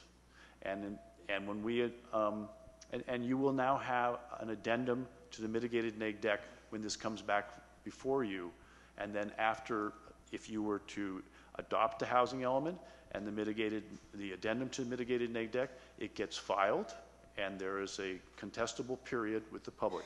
And once again, the CEQA process, again, for the public's benefit, it stands for the California Environmental Quality Act. It was passed by the state in the mid-70s, 76, and it's a parallel process to the entitlements and design review process that informs the public and elected and appointed officials of potential impacts a project may have, and it is often the way in which projects are challenged. So question before you go on, just a question for example, the Lutheran Church. As that plan came in or the application came in, would they then have to go through a CEQA process to determine if they need a separate document for allowing that to go forward? No, I do not believe so. And there were actually subsequent to the mitigated neg dec, there were 2 ancillary studies that were paid for both by the county's supervisor fund and by the low-income workers land trust that did ancillary studies on biological and geological issues. So I'll defer to council on this, but it's my understanding that these units, these potential units on the rezoning are covered by the initial study mitigated neg dec that was Jim, done. Can I? Ancillary addendums. So the only one, if I understand correctly, that would require additional CEQA study is School Street Plaza if they want to go above 9. Yeah, and I'm being motioned here, so maybe I misspoke on the environmental review on each study as it comes in. So just as clarification, I think Jim is right. Jim's correct. Well, planning director's correct when he states we've done some CEQA analysis and things are covered, but individual projects still might have to do that assessment to make sure that they are covered, and so there might be some level of documentation. So we're not saying there isn't any level of documentation. Mr. Moore is indicating that analysis was done for a certain number of units that they can probably rely on. Okay, I understand, but in terms of School Street Plaza, because this was a misconception in the community, that if some big project came in there, that since the neg dec was already completed for that they wouldn't be required further CEQA analysis. But that is not true. Anything over 9 units would require, and potentially an EIR, not just a neg dec. Is that correct? You don't know whether EIR is required on an individual application until you go through the checklist process and determine whether you can mitigate impacts to less than significant. If you can't, then an EIR is required. The other thing that might get triggered... But Jim, wait. So before we go into all that, I think the real issue that Renee is bringing up is we have an issue on School Street Plaza where potentially somebody would want to go more than 9. I think on that particular project, because that's different than what we envisioned in this housing document. We don't know what the document might be, but they would have to for sure do a separate CEQA analysis if they wanted to go bigger than the 9. Simple yes or no? Yes, yes. And Okay. they would not have the additional units above 9, with the caveat that the density bonus is another issue. Right. But they would not have the entitlements, they would not have the unit count above 9 by right. They would need a use permit for the units above 9, and they would need the subsequent or additional environmental review. And, you know, depending on what's being proposed, for example, the wish that you saw the owner and architect roll out, that we have no control over, would in all likelihood, if they came in with something that big, require even a traffic impact study. So the town Okay. has many grounds with which to review anything bigger. So- You're not on the hook beyond 9. Okay. And possibly three more through the density bonus.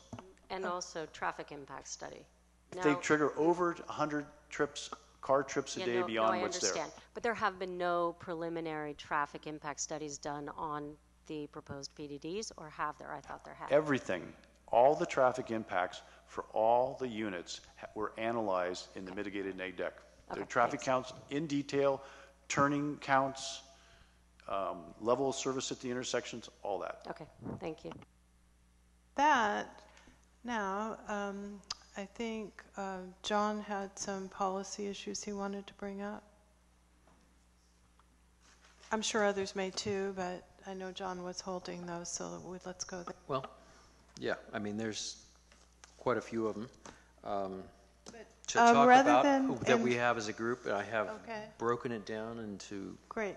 10 of them, but some of them are much smaller than the other ones. And as long as we're talking about School Street Plaza, why don't I start with that one?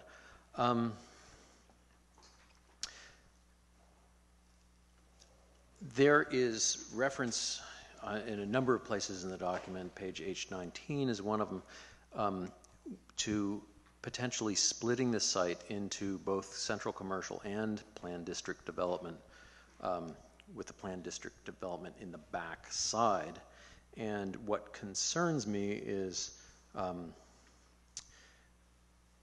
the difference in that description and what I was originally, you know, when I guess it was more conversationally almost even before we started talking about this as a council, was that the concept of 9 units there would be on the second floor of central commercial type of things, like central commercial along Broadway, for instance. And it would have people, you know, people able to live on the second floor just as they do downtown currently. Having the section of School Street along Broadway be central commercial, and then having planned district development in the back half of that with those 9 units, then adds a bunch more units there. Yeah, sure, go ahead. We should do that. So the west side commercial that we did the modeling on in the CEQA analysis did not look at the School Street Plaza frontage on Broadway becoming CC. So in all likelihood, if an applicant came, if the owner came in with an application for the back planned development district portion for 9 units and putting second floor units above commercial in the front, we would have to take another look at the analysis that we did and you would all have to make a policy decision whether you want to transfer some of the modeled 17 for the west side, 9 of those to the frontage on School Street. We would have to take another look at the circulation impacts, because that's not where we modeled 9 on the second floor fronting. We just modeled 9 on the whole site. So yes, potentially bifurcating the site, you could end up with more units, but it would be first there'd be more analysis, environmental analysis required, and second, you would be making you would have a decision point at some point in the process whether you want to allow him to do those second floor fronting Broadway as part of the quota or independent of the quota. In the long run, it would still come off of our arena numbers in 2022 because we successfully built them out. Right. And I guess that leads into my next point, which is more of a policy point than like how are we going to slice it and where we're going to put these hypothetical units. And I guess I could echo Norma's point is this is a general guideline thing. We're not planning on putting units in all these places, but by state law we're required to provide guidelines to how it would be possible. And I guess the point that I wanted to make is more of a broader policy thing around, and where the rubber hits the road a little bit in School Street Plaza is kind of a reflection in general on our community and what we want to do and how it's related to this. School Street Plaza right now, in whatever you think of the condition of the buildings or whatever, it provides a number of things for the community of Fairfax. It provides low-cost business places. It provides a number of community spaces where people gather to functions, whether it's yoga classes or dance functions or meetings around different things. A lot of health-oriented things are up there. And they're generally businesses that operate well and community functions that operate well in small, flexible spaces that don't cost a whole lot to rent. And you're not going to get a big building such as the middle, pick up a big building that we've got, like where the Good Earth used to be, Middle Earth. You're not going to get a dedicated space that has that flexibility that serves the community. And this community is on a lot of stress right now because of real estate values kind of having a bubble, I said that word that nobody wants to read in their newspaper or print in the newspaper. But that's really straining a lot of people's, everybody in this room, I'm sure, knows somebody that's desperately looking for housing because they're having to move because, the place is being sold or the rent is getting raised or whatever it is. And it's not coming from inside of this community. It's this general area. The economy is, getting huge down in the South Bay, and that's pushing up to San Francisco, and that's affecting here too, as it is all over the Bay Area. And it's affecting more than housing. It's affecting the community because people have to move away because they can't find a place to live. And they also are having trouble finding a place to run their small community-oriented business, which is one thing that School Street very much provides. And I'm bringing this up at this point because if we are going to call School Street Plaza a planned development district and try to solve our arena numbers by saying, okay, well, all these businesses there, they're just going to have to go away somewhere, and instead we're going to put places for people to live. The proposal that we heard from the owner of School Street Plaza was his best wish was lots of luxury elderly housing. That doesn't provide anything like what School Street Plaza provides right now. And as a community, we need to look at that. And this planning exercise that we're going through, even though it's the housing element, it is interrelated with the rest of what it takes to support our community, to all the people that are here, and what makes Fairfax a great place. So that is something that we've really need to think about. And this bifurcation of that particular property could result in more housing being built. Can I just add, John? Or it could be that we do the approach of downtown Fairfax along Broadway and then keep the rest of School Street the way it is. I want to just add that I'm kind of the culprit in the splitting it and the reason it came out that way, and maybe it was unintended consequences, was the idea when we heard the 58, which was pretty unpalatable to most of us, or all of us, was that if we squish it, we limit the ability to ask for anywhere near that. And so that, I just want to throw that out there, but let's move on to your other I think that's a point. good idea, but let me wrap this up with one statement. I think it's a good idea to split it, but let's put the housing above retail along Broadway and keep the low-cost business spaces and community spaces behind it. Can I just take the opportunity just to add a little background?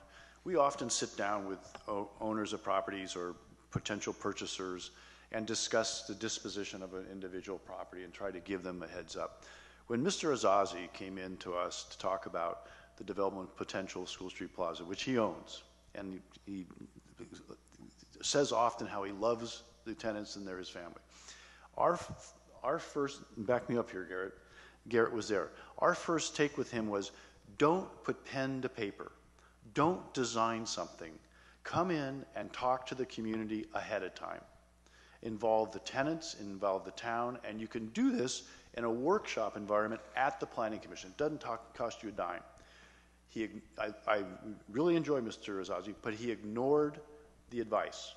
And then, when he said that he's going to go forward with his plan, we said, hey, we're in this big meltdown right now, this big kerfuffle if you're not following. This is last spring. You know, you should, if you're going to roll out a plan, you should bring it to the public at the forum.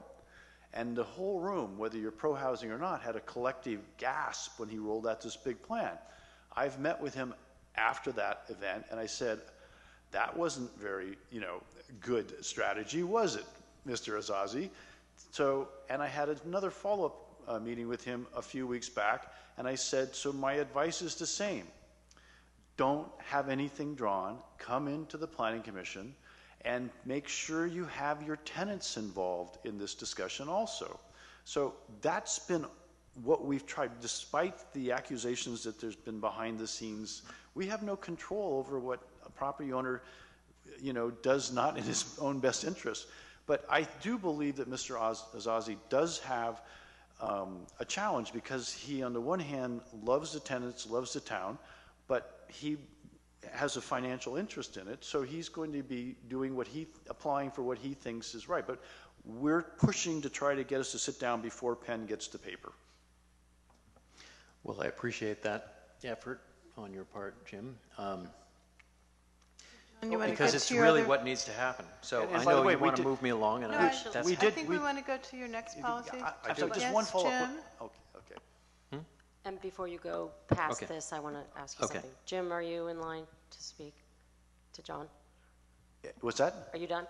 Well, I was just going to say, we also talked about the splitting. He was concerned, what's this about? And I said, it may make more sense to, if you're only entitled for 9 units, to build them fronting Broadway on the second floor and keep what's behind. So I think if we succeed in bringing him in to talk ahead of time, we may be able to look at this thing strategically. I believe that building in the front, leaving the old dispensary building, between that and the corner, you could put a liner building facing Broadway, but we'll see.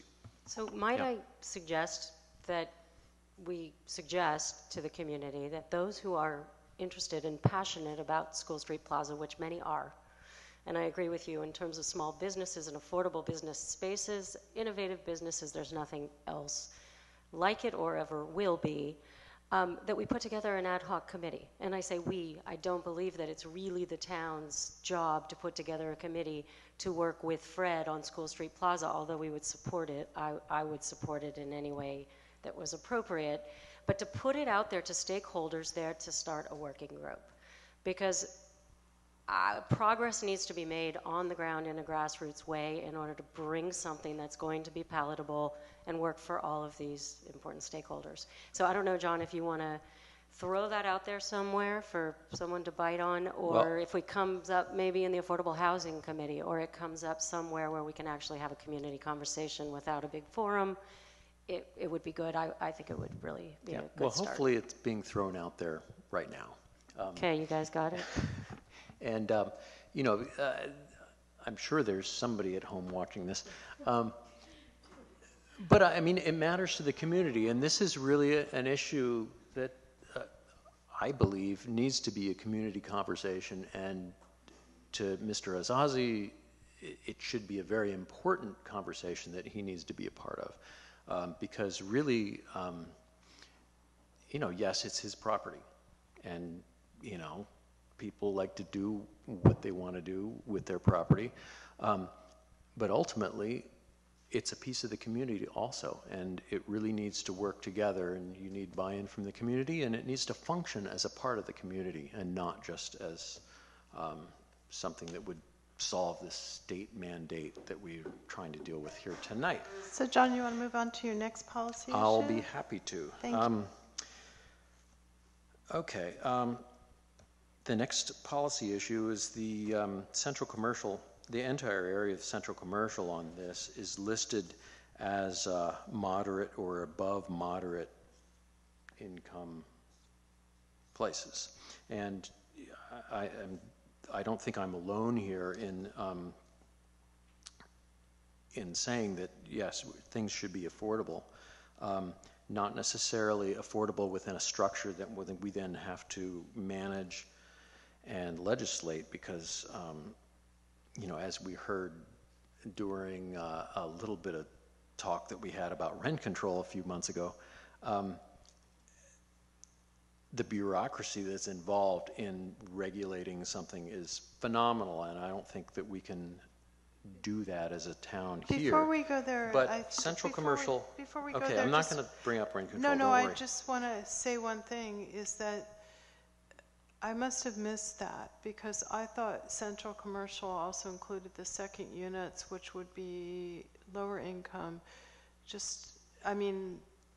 It sounds like John found something that may have been a problem. If you, no. Maybe John, maybe Jim, can you just touch on this? The 53 units modeled in what is currently the CH and is called for in the document to become CC are either second floor units or live work that includes the ground floor as an option. Mm-hmm. Okay, and it is true in that table H4 they're listed at moderate or above moderate, and we are not in a position to restrict the affordability of those units as a classification in our RENA numbers. But one thing that has been mentioned several times and is a way to get there without rent control, resale, et cetera, is what we've been talking about ever since you were on the subcommittee for the land use element, sure, which is reaching affordability by limiting the size. Okay? So by definition, a small unit, a very small unit, 500 square feet, may be market for 500, but you're creating a product that by definition is more affordable. Are you with me? So there has been a couple of comments about limiting studios, for example, to 500, like the junior second unit, a one bedroom at a cap, a two bedroom at a cap, and there was some blowback in terms of, well, there's families that need to live downtown too, so don't make it just studios or one, make 2 bedrooms, but limit the size. And we've had long discussions about how we've had sort of a creep in the standard of living in this country since World War II that is counter to trying to limit greenhouse gas in our footprint. So I'm sorry I'm taking too long, but by restricting the size, you can go to affordability with still classifying them as moderate or above moderate. Yeah. But okay. Jim, I think that if I were just listening to this and all these people and myself included have said we have to guarantee or strongly encourage affordability at all costs, then to hear that with the explanation that we had to list it as moderate in order to, meet the RENA, could you go into that for just a moment and explain why is it that why wouldn't we just list it as low income? I just want to make sure that it's clear to the public. It's a double-edged sword with the state's income levels in that RENA table. Okay, we blanketly cover all the below moderate with our base densities on 2 sites and only those 2 sites. We still have to build, like it or not, the argument is that increasing the number of units increases affordability at large, okay? So we don't get a relaxation off of moderate by doing more low. The way around that is to make size caps. So your square footage rent is moderate square footage rent, but the number of square feet you're renting is very little. Okay, thank you, Jim.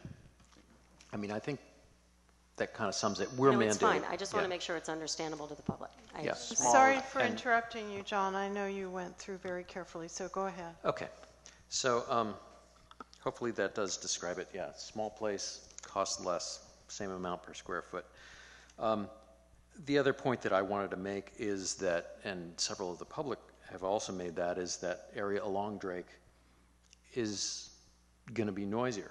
I mean, not only are you going to get small units, but it's going to be noisy. And,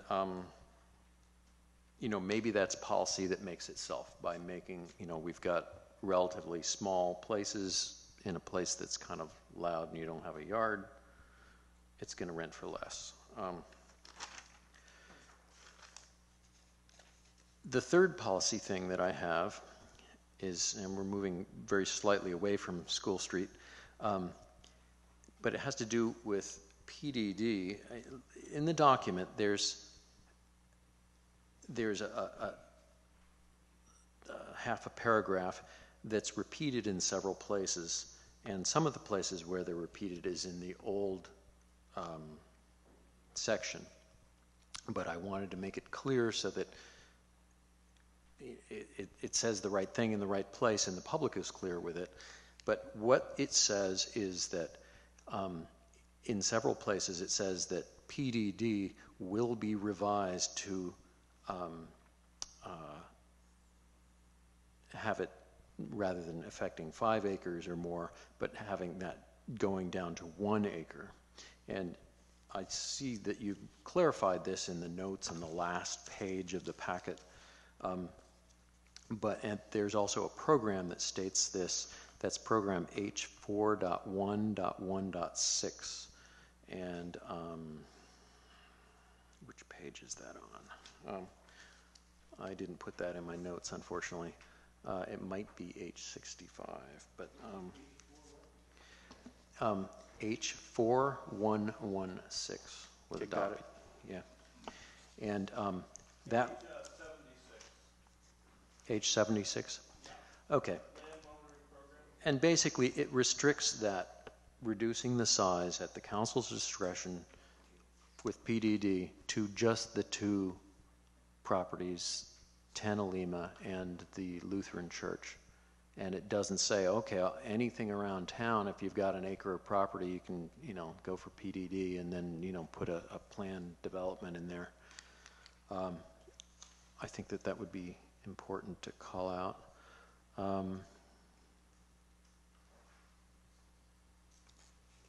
Yes, on age 76 is 4.1.1.5. John, if also, as well as 4.116. You might be good to look at the last half of the last sentence when it talks about rezoning.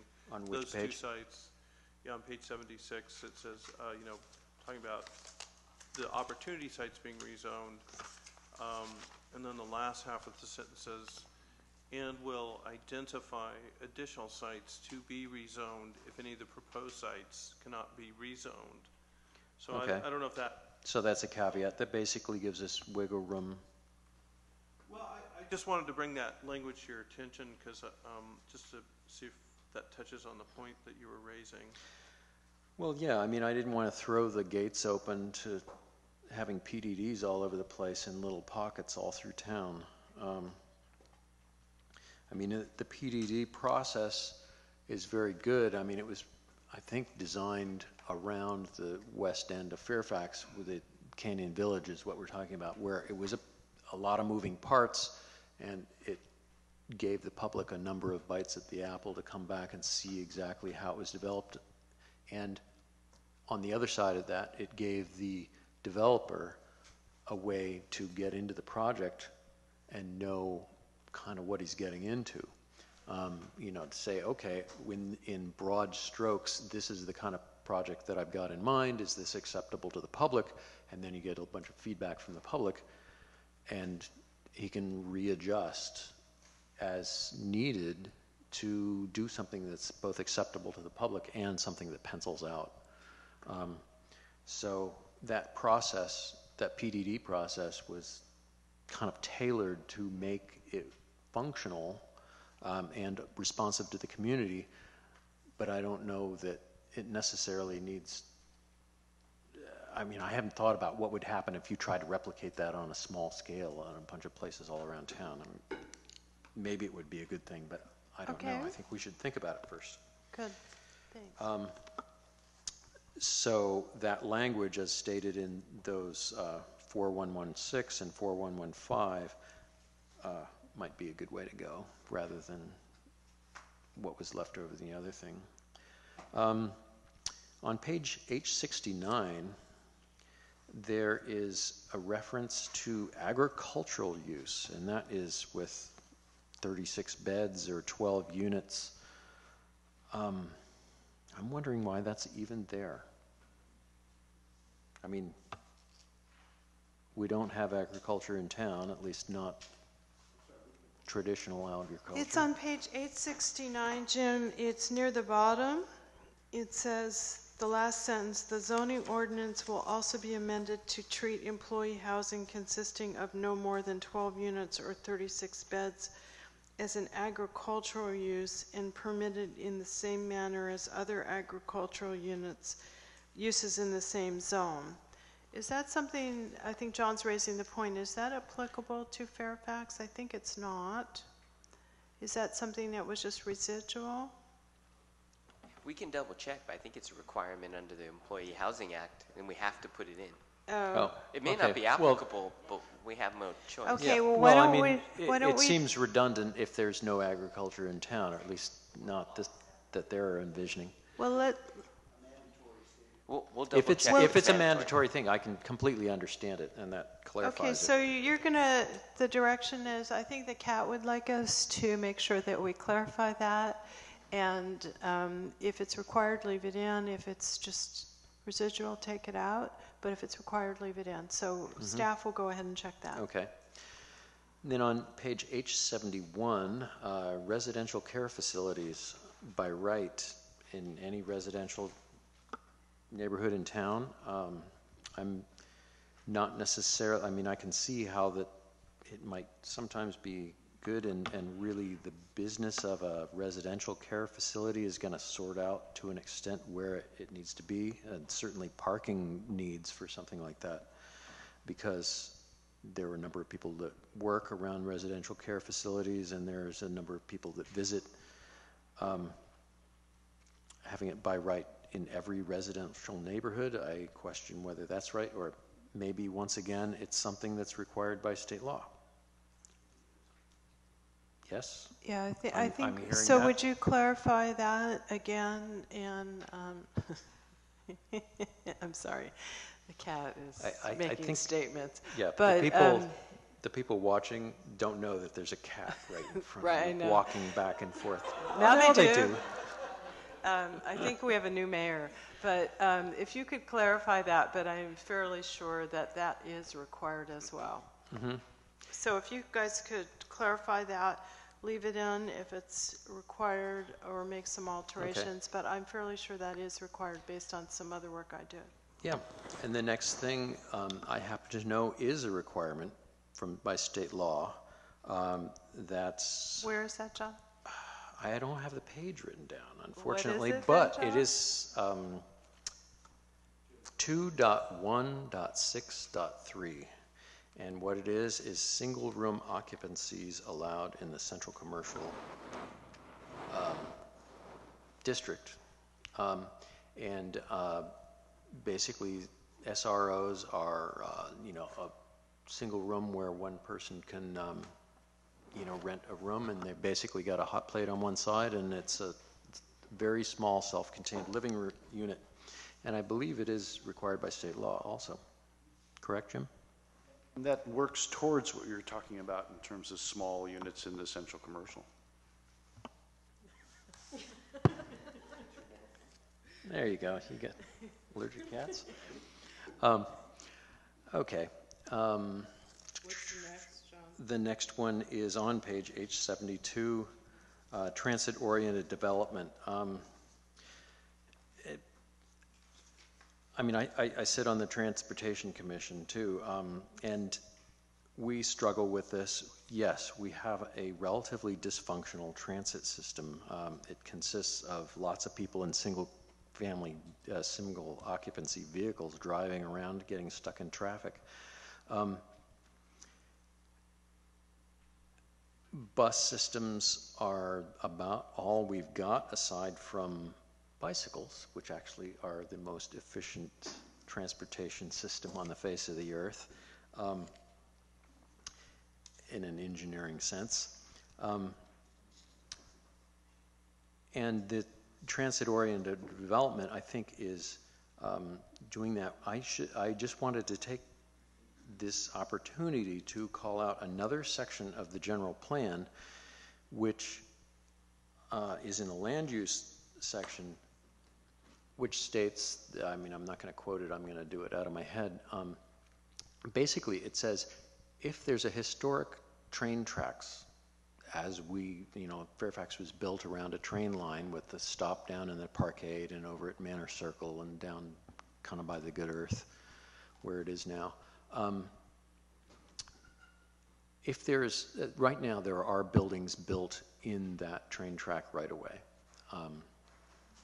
But if there's an opportunity with an empty spot to build a building there, that general plan land use policy says, no, don't approve that and leave it open for a train if it should ever come back. Right now there is a study to try to see how feasible that is, and the results of that is So did you want us to check on something there, or is that just kind of a general comment that we should consider? It's more of a general comment, I Thank suppose, you. because we need to leave the way open for transit to function. Can I I'm actually on the technical advisory committee for the transit corridor study, and that report is targeted to come out in September. And the consultants that are working away on this are looking at the old easement where it exists, and there will be some what-ifs put out in that study for both the potential of high-cost bus, low-cost bus improvements, high-cost rail, low-cost rail. So stand by. Well, yeah, I'm looking forward to seeing that, but I guess in anticipation of that maybe it should be reflected in this document that some weight should be given to potential transit corridors. Just some of your suggestions are they're sort of major extensions of policy, and as we've discussed, you can amend the general plan 4 times a year.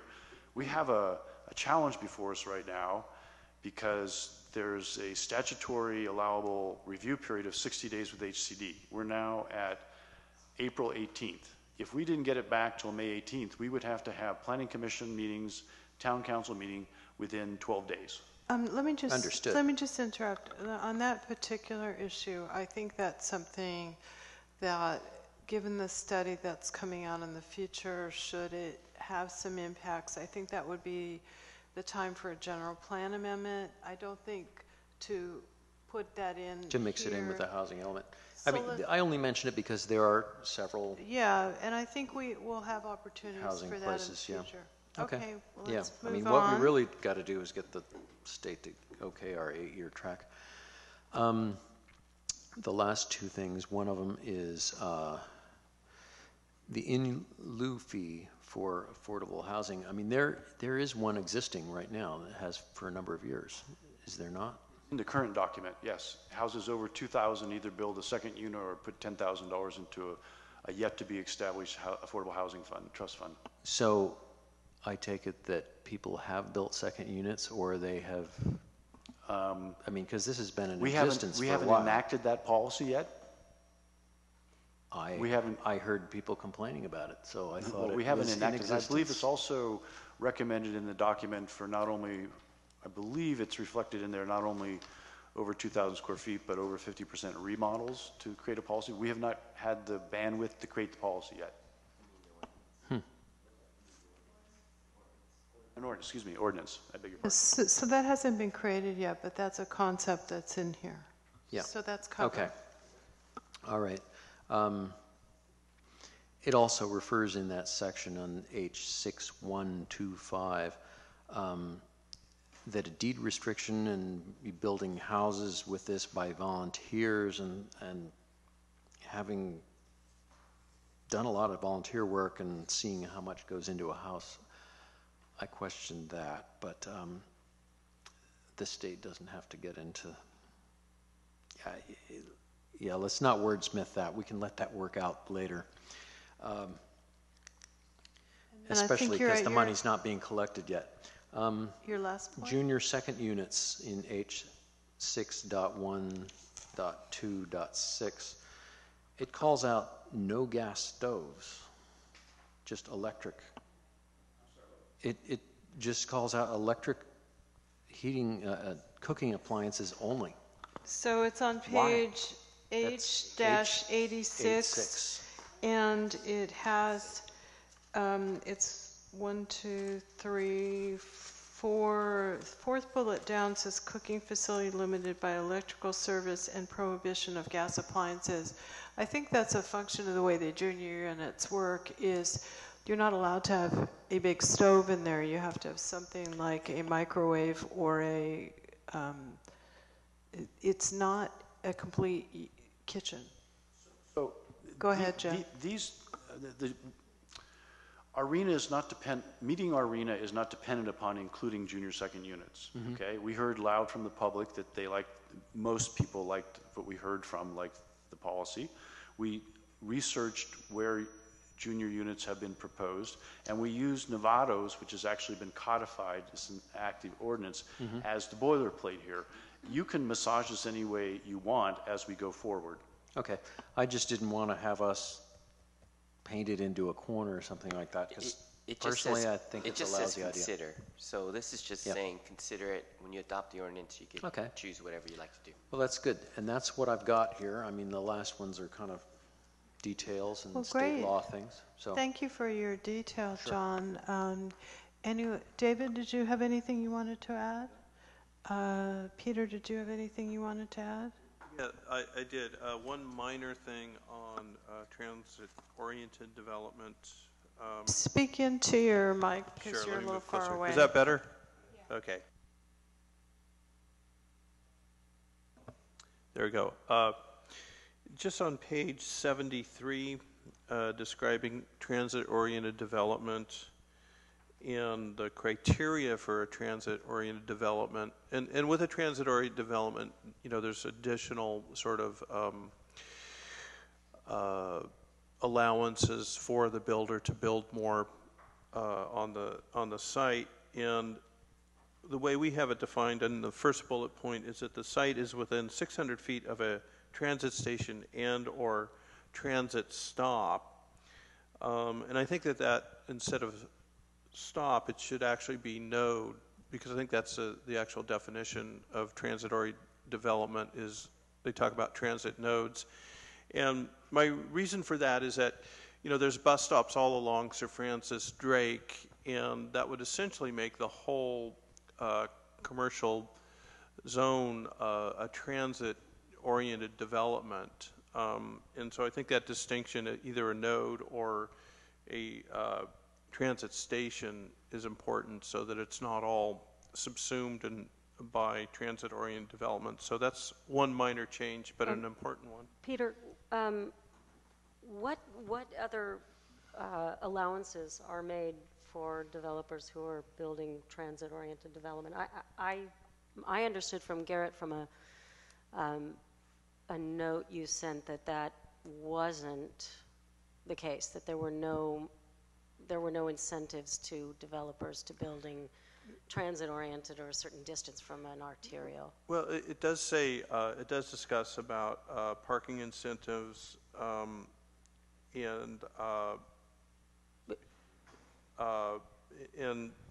so I just you know. Well, okay, let me just clarify. So this came up at the Affordable Housing Committee, which you're on, and there is no extra development numbers that you can get. And what we have in here is just mentioning that the state housing density bonuses could apply, which could apply anywhere.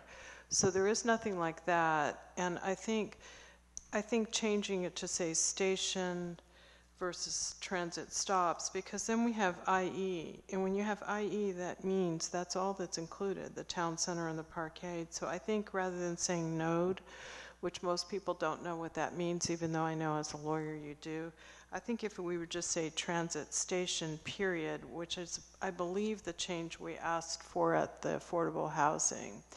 So it would just say the site is within 600 feet of a transit station, i.e. the town center and the parkade. I think that's kind of the end of it. That would be fine for me too. Okay, good. Sure. Okay, and then getting back to the idea of the PDD, I'm a little new to this. I'm trying to catch up, but was wondering if we did not have any of that PDD language specific to School Street, it seems like we would be able to hit the RENA numbers with it just zone central commercial, because that would create potentially how many units if it was just zone central commercial? So a question, and that was kind of running around in my mind when John was bringing his up. Since School Street Plaza, we don't have the 20 density. If we just took the PDD off, as Peter is suggesting, and I think John was sort of alluding to, and left it at CC, does that work for us? Did we make any agreements, or are we limited? I think this goes back to the language you just referenced, that if you can't rezone these sites, you'll find adequate sites to rezone. So there's nothing prohibiting you, subsequent to this process we're in right now, to revisit the document and transfer, I would imagine, the 9 units from the back PDD that were, or what was called for the whole site to become PDD, to a rezoned front half that's CC. But there's a process here that you're at the tail end of, and there's not been a policy established yet to do what you're recommending here at the end of a long process. So that was one of the opportunity sites, so we cannot change it. I would not, at this point, that's major surgery in this Okay. document. Okay. I don't believe your hands are tied when you get through this process at the end of May to not take that approach. Yeah, but it's also zone CL. It's light commercial now, not central commercial. Like limited commercial, Right. where housing requires a conditional use permit. Right. Okay, but I'm trying to understand the rationale for doing the PDD versus just commercial central. At the time that the different bodies, Affordable Housing Committee, General Plan Advisory Committee, back when this was contemplated originally, or when the update occurred in October of 2013, and then the Planning Commission, and then the council at that time, that was the approach that was taken. It was discussed, vetted, and that's what's before you now. Again, I do not believe your hands are tied to go back and reallocate those 9 units by right in a CC fronting Broadway. I think you could take that step if you wanted. Sure, and what I wanted to know was just the rationale. What was the reasoning why we reached that decision to go with the PD? What's the advantage of that versus just a straight central commercial? At that time, I don't believe people were thinking about extending the central commercial district on Broadway that direction. And I think as things evolved, it came out of the forum actually when we rolled out the idea of bifurcating the lot, and that it may make sense to extend the street frontage, the hard street wall that mimics the historic part of town. This town, like it or not, was a historic transit hub. It was a transit village. And so what's woven through this document is trying as things evolve over time, not in one fell swoop through a redevelopment plan, but as things evolve over time, when applicants come in, the code, the ordinance guides that development towards a destination vision. Okay, but So let me go back, so Peter. Let me just interject real quickly. So you're a little newer to this, and I think what I've heard is that this was one of the opportunity sites, and we're not changing that. So to change that now would be a wholesale change that isn't applicable. But what Jim's saying is that if for some reason that's not the way to rezone in the future, if you found another lot where you could say 9 units would be rezoned PDD, that would be fine, but we can't do that in this document because that was part of our agreement where we were not going to change from those opportunity sites. Garrett, did you want to add something? Sure. I think if I understand the issues, I think to cut to the chase is staff's recommending at this time we don't change anything because we think that will cause lots of heartburn for HCD in understanding what we're doing. However, in the future, we would recommend that the council then take this up and decide to do something different. You can.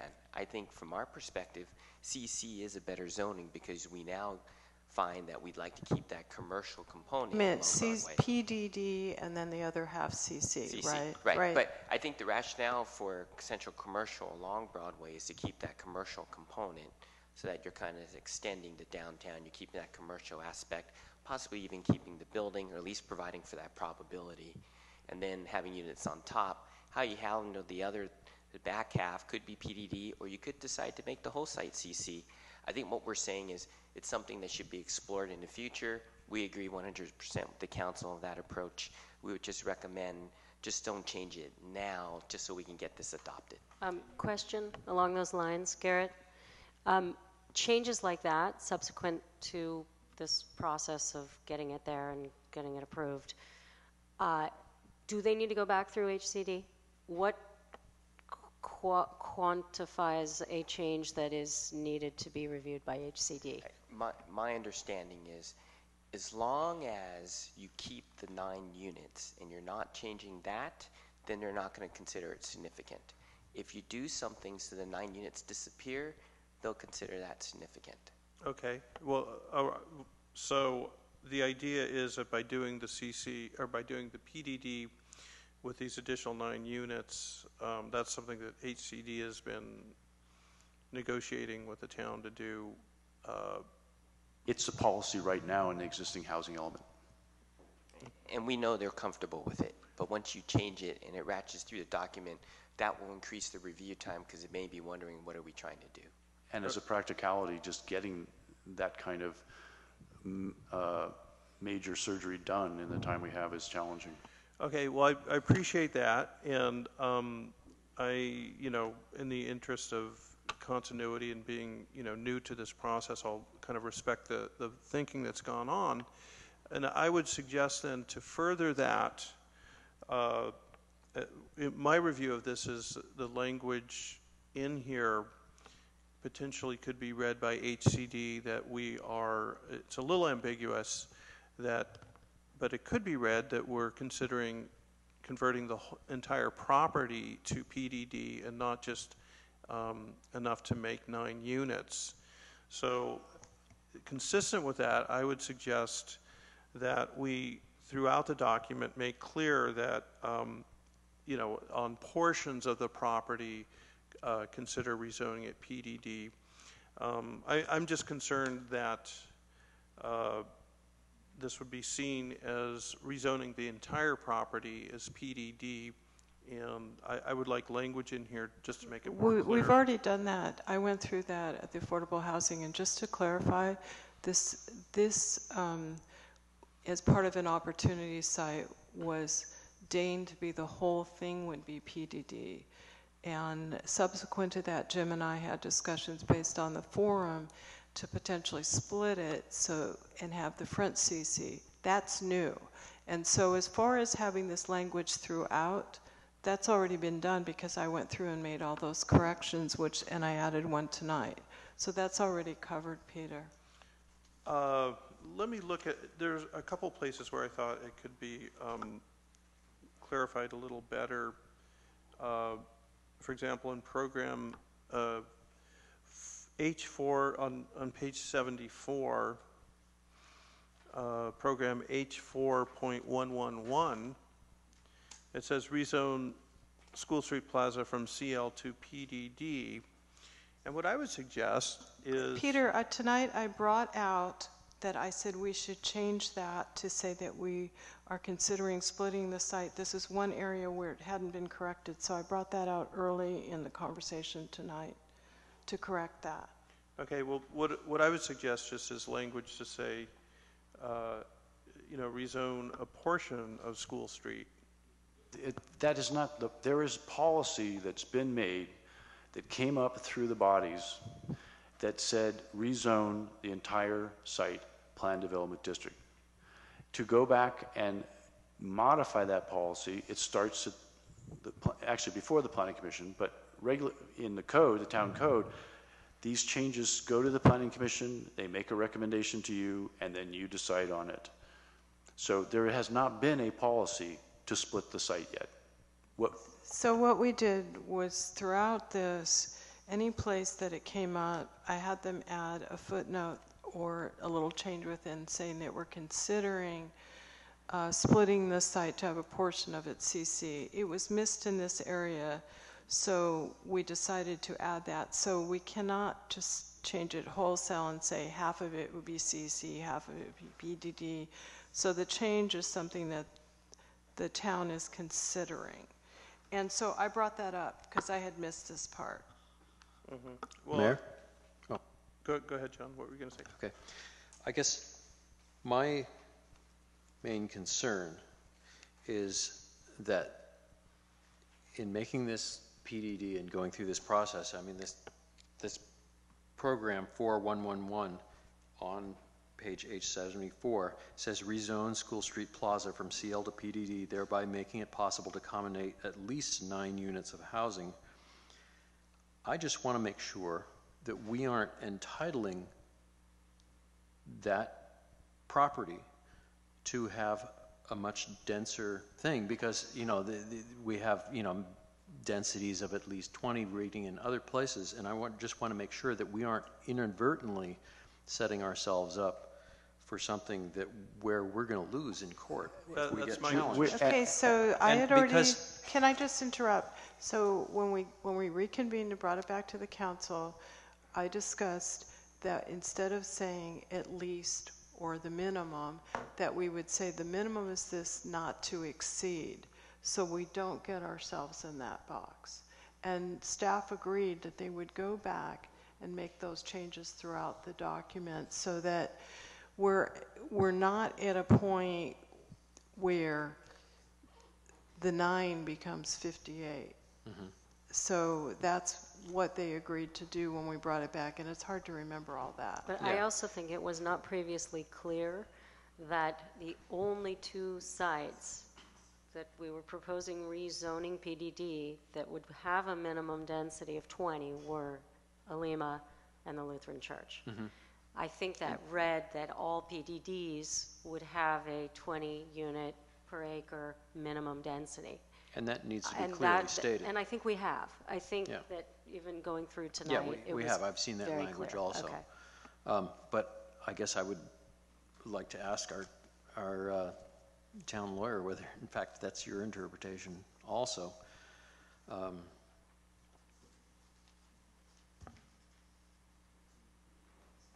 I mean, are we not? And I share the concern too with John that we would inadvertently overzone this beyond, hitting these 9 units and entitle it to, say, 36 units, because 1.8 times 20 units per acre equals 36 units, potentially is a matter of right as a PDD. So that's why I'm suggesting this language to just clarify, okay, we're talking about PDD for one small portion of it.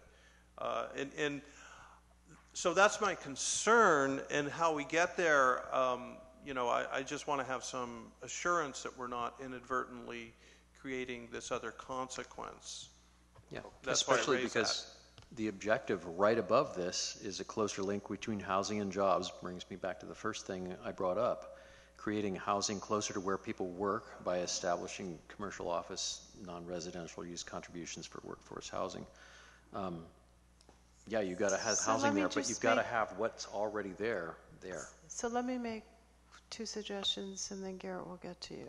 Okay, so we want to make sure that throughout this document that we talk about a minimum not to exceed, where we have kind of a number.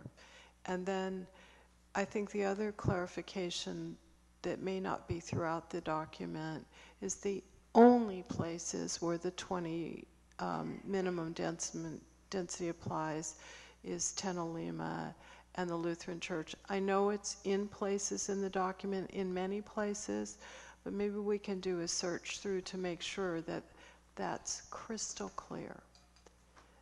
And Garrett, would you want to add something? Sure, we can do that. We think we have it all. So just to be clear, setting maximums is on the church property, it's a minimum of 20 units to the acre, and it's going to be probably a 40-unit project. We're going to try some language that says, but a maximum of 41 total units on the 2 acres.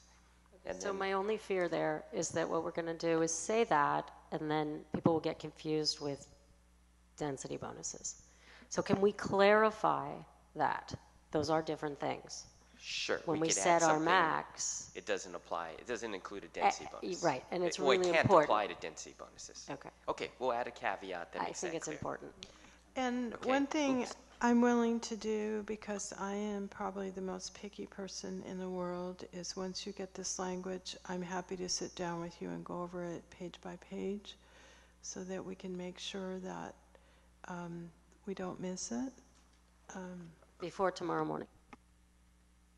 I'm happy to do that, but they haven't made the change yet. And Garrett, so for my just comfort level, what is the language that would be pertaining to School Street that would sort of set this, minimum but not to exceed? Okay, so what we would do, so we said the church property, so Tenalima would be the same thing. We do something, let's say, it's a minimum of 28 units to the acre, but it's a maximum of, the total project cannot exceed a maximum of 23 units. We'll add that language related to density bonuses. And I guess in School Street Plaza, we do the same thing. We'd say it's a minimum of 9 units and it's a maximum of 10 units with density and not applying a density bonus. Now, I need to point out the caveat is we could do this in the policy. We'll see what HCD says. They may come back and say something different. Worry about that at that time. Ultimately, when you draft the actual ordinance that implements everything, then we're going to have to take a much closer look at that language and how you could craft it so that it's actually legally defensible. That's why in my previous discussions, probably with most of you, I was a little hedging on that because we're not too sure how you're going to craft that language, exactly what it's going to say. But we think it's doable. Let's take one step at a time. I think if we can have it in the housing element, that sort of embodies our intent. That's our plan. And so, and then as we work on ordinances, we'll work very carefully on that language. And as I recall, for example, this is our intent. Should our ordinance not be exactly the same language, we can always kind of refer back to what I would kind of consider as like a preamble to a law. I just wanted to put the caveat at in case someone comes back and says, you promised, it would be, well, I had a caveat. We have to work on the language. I guess my other thought too is, I don't know, maybe it's better to have it a little more loosey-goosey with HCD rather than, I don't know tactically the best way, but I'm comfortable with that language. It addresses my concern that we aren't inadvertently promising overzoning. So with that, those are my concerns, and thank you. Renee, did you have anything to add? Actually, detail-wise, I was so impressed with my colleagues. I really want to, I just want to recognize you guys for for all of that and watching the Affordable Housing Joint Meeting. I felt very well protected, and I do feel as though the town and the code that was crafted many, many, many, many moons ago by many of the people who are quite skeptical right now that we don't have proper protections in place, I feel, thank you to them, very well protected in our plan and in our code, which protects our plan. So my only concern is that we don't drive down the road of thinking that TOD is a bad series of letters. Because like Wendy Callan said, and I think it's really important to reiterate, transit-oriented development means somewhere where you can move yourself from where you sleep to where you eat and shop and hang out with your friends by not getting in a car. And that is the pleasure and joy, and everywhere it's written in our general plan, of what it is that we are a bicycle and pedestrian-oriented community, and everybody wants the opportunity to do that. So as someone else said, maybe Wendy again, we should be advocating for more public transportation. We should be putting so much energy into new ways of moving ourselves and using the innovations that are out there versus sitting and waiting for the next 4 years to go by so that Jim, our very talented planning director, can go back to the drawing board on this. There is so much good work to be done. There are models all over the place of people getting out of their cars in similar communities to where we live and love, and innovating. Car shares and Uber taxis and convenient, easy ways to have people move around their community and not make their lives about looking at traffic.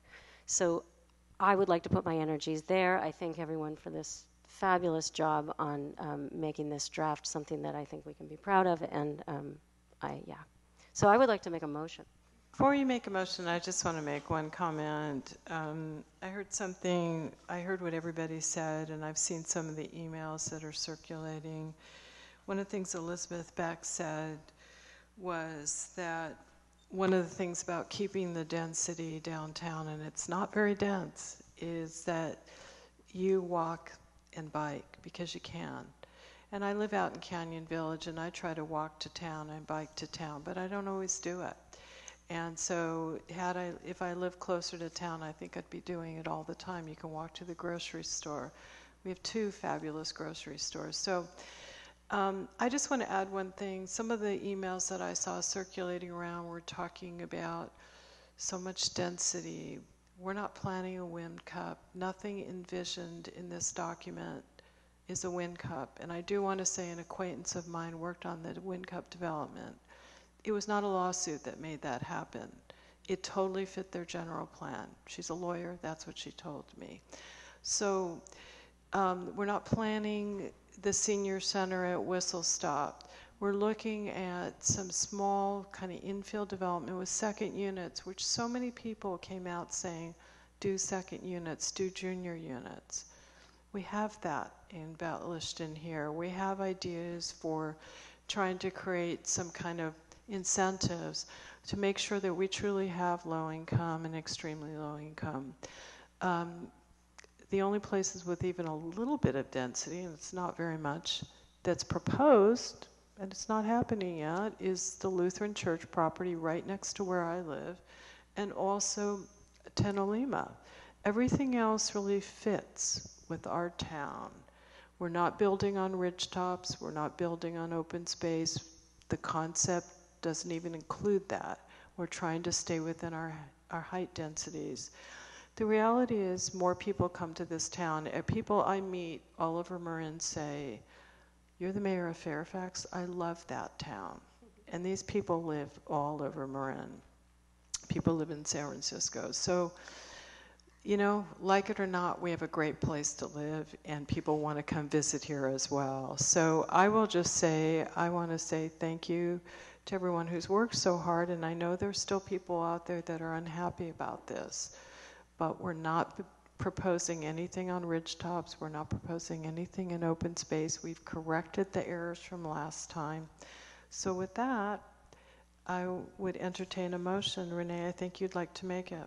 I would move to adopt Resolution 15-06, directing the Director of Planning and Building Services to submit the 2015 update to the housing element of the Fairfax 2010 to 2030 General Plan for the cycle number 5 RENA 2015 to 2023 planning period to the California Department of Housing and Community Development for review.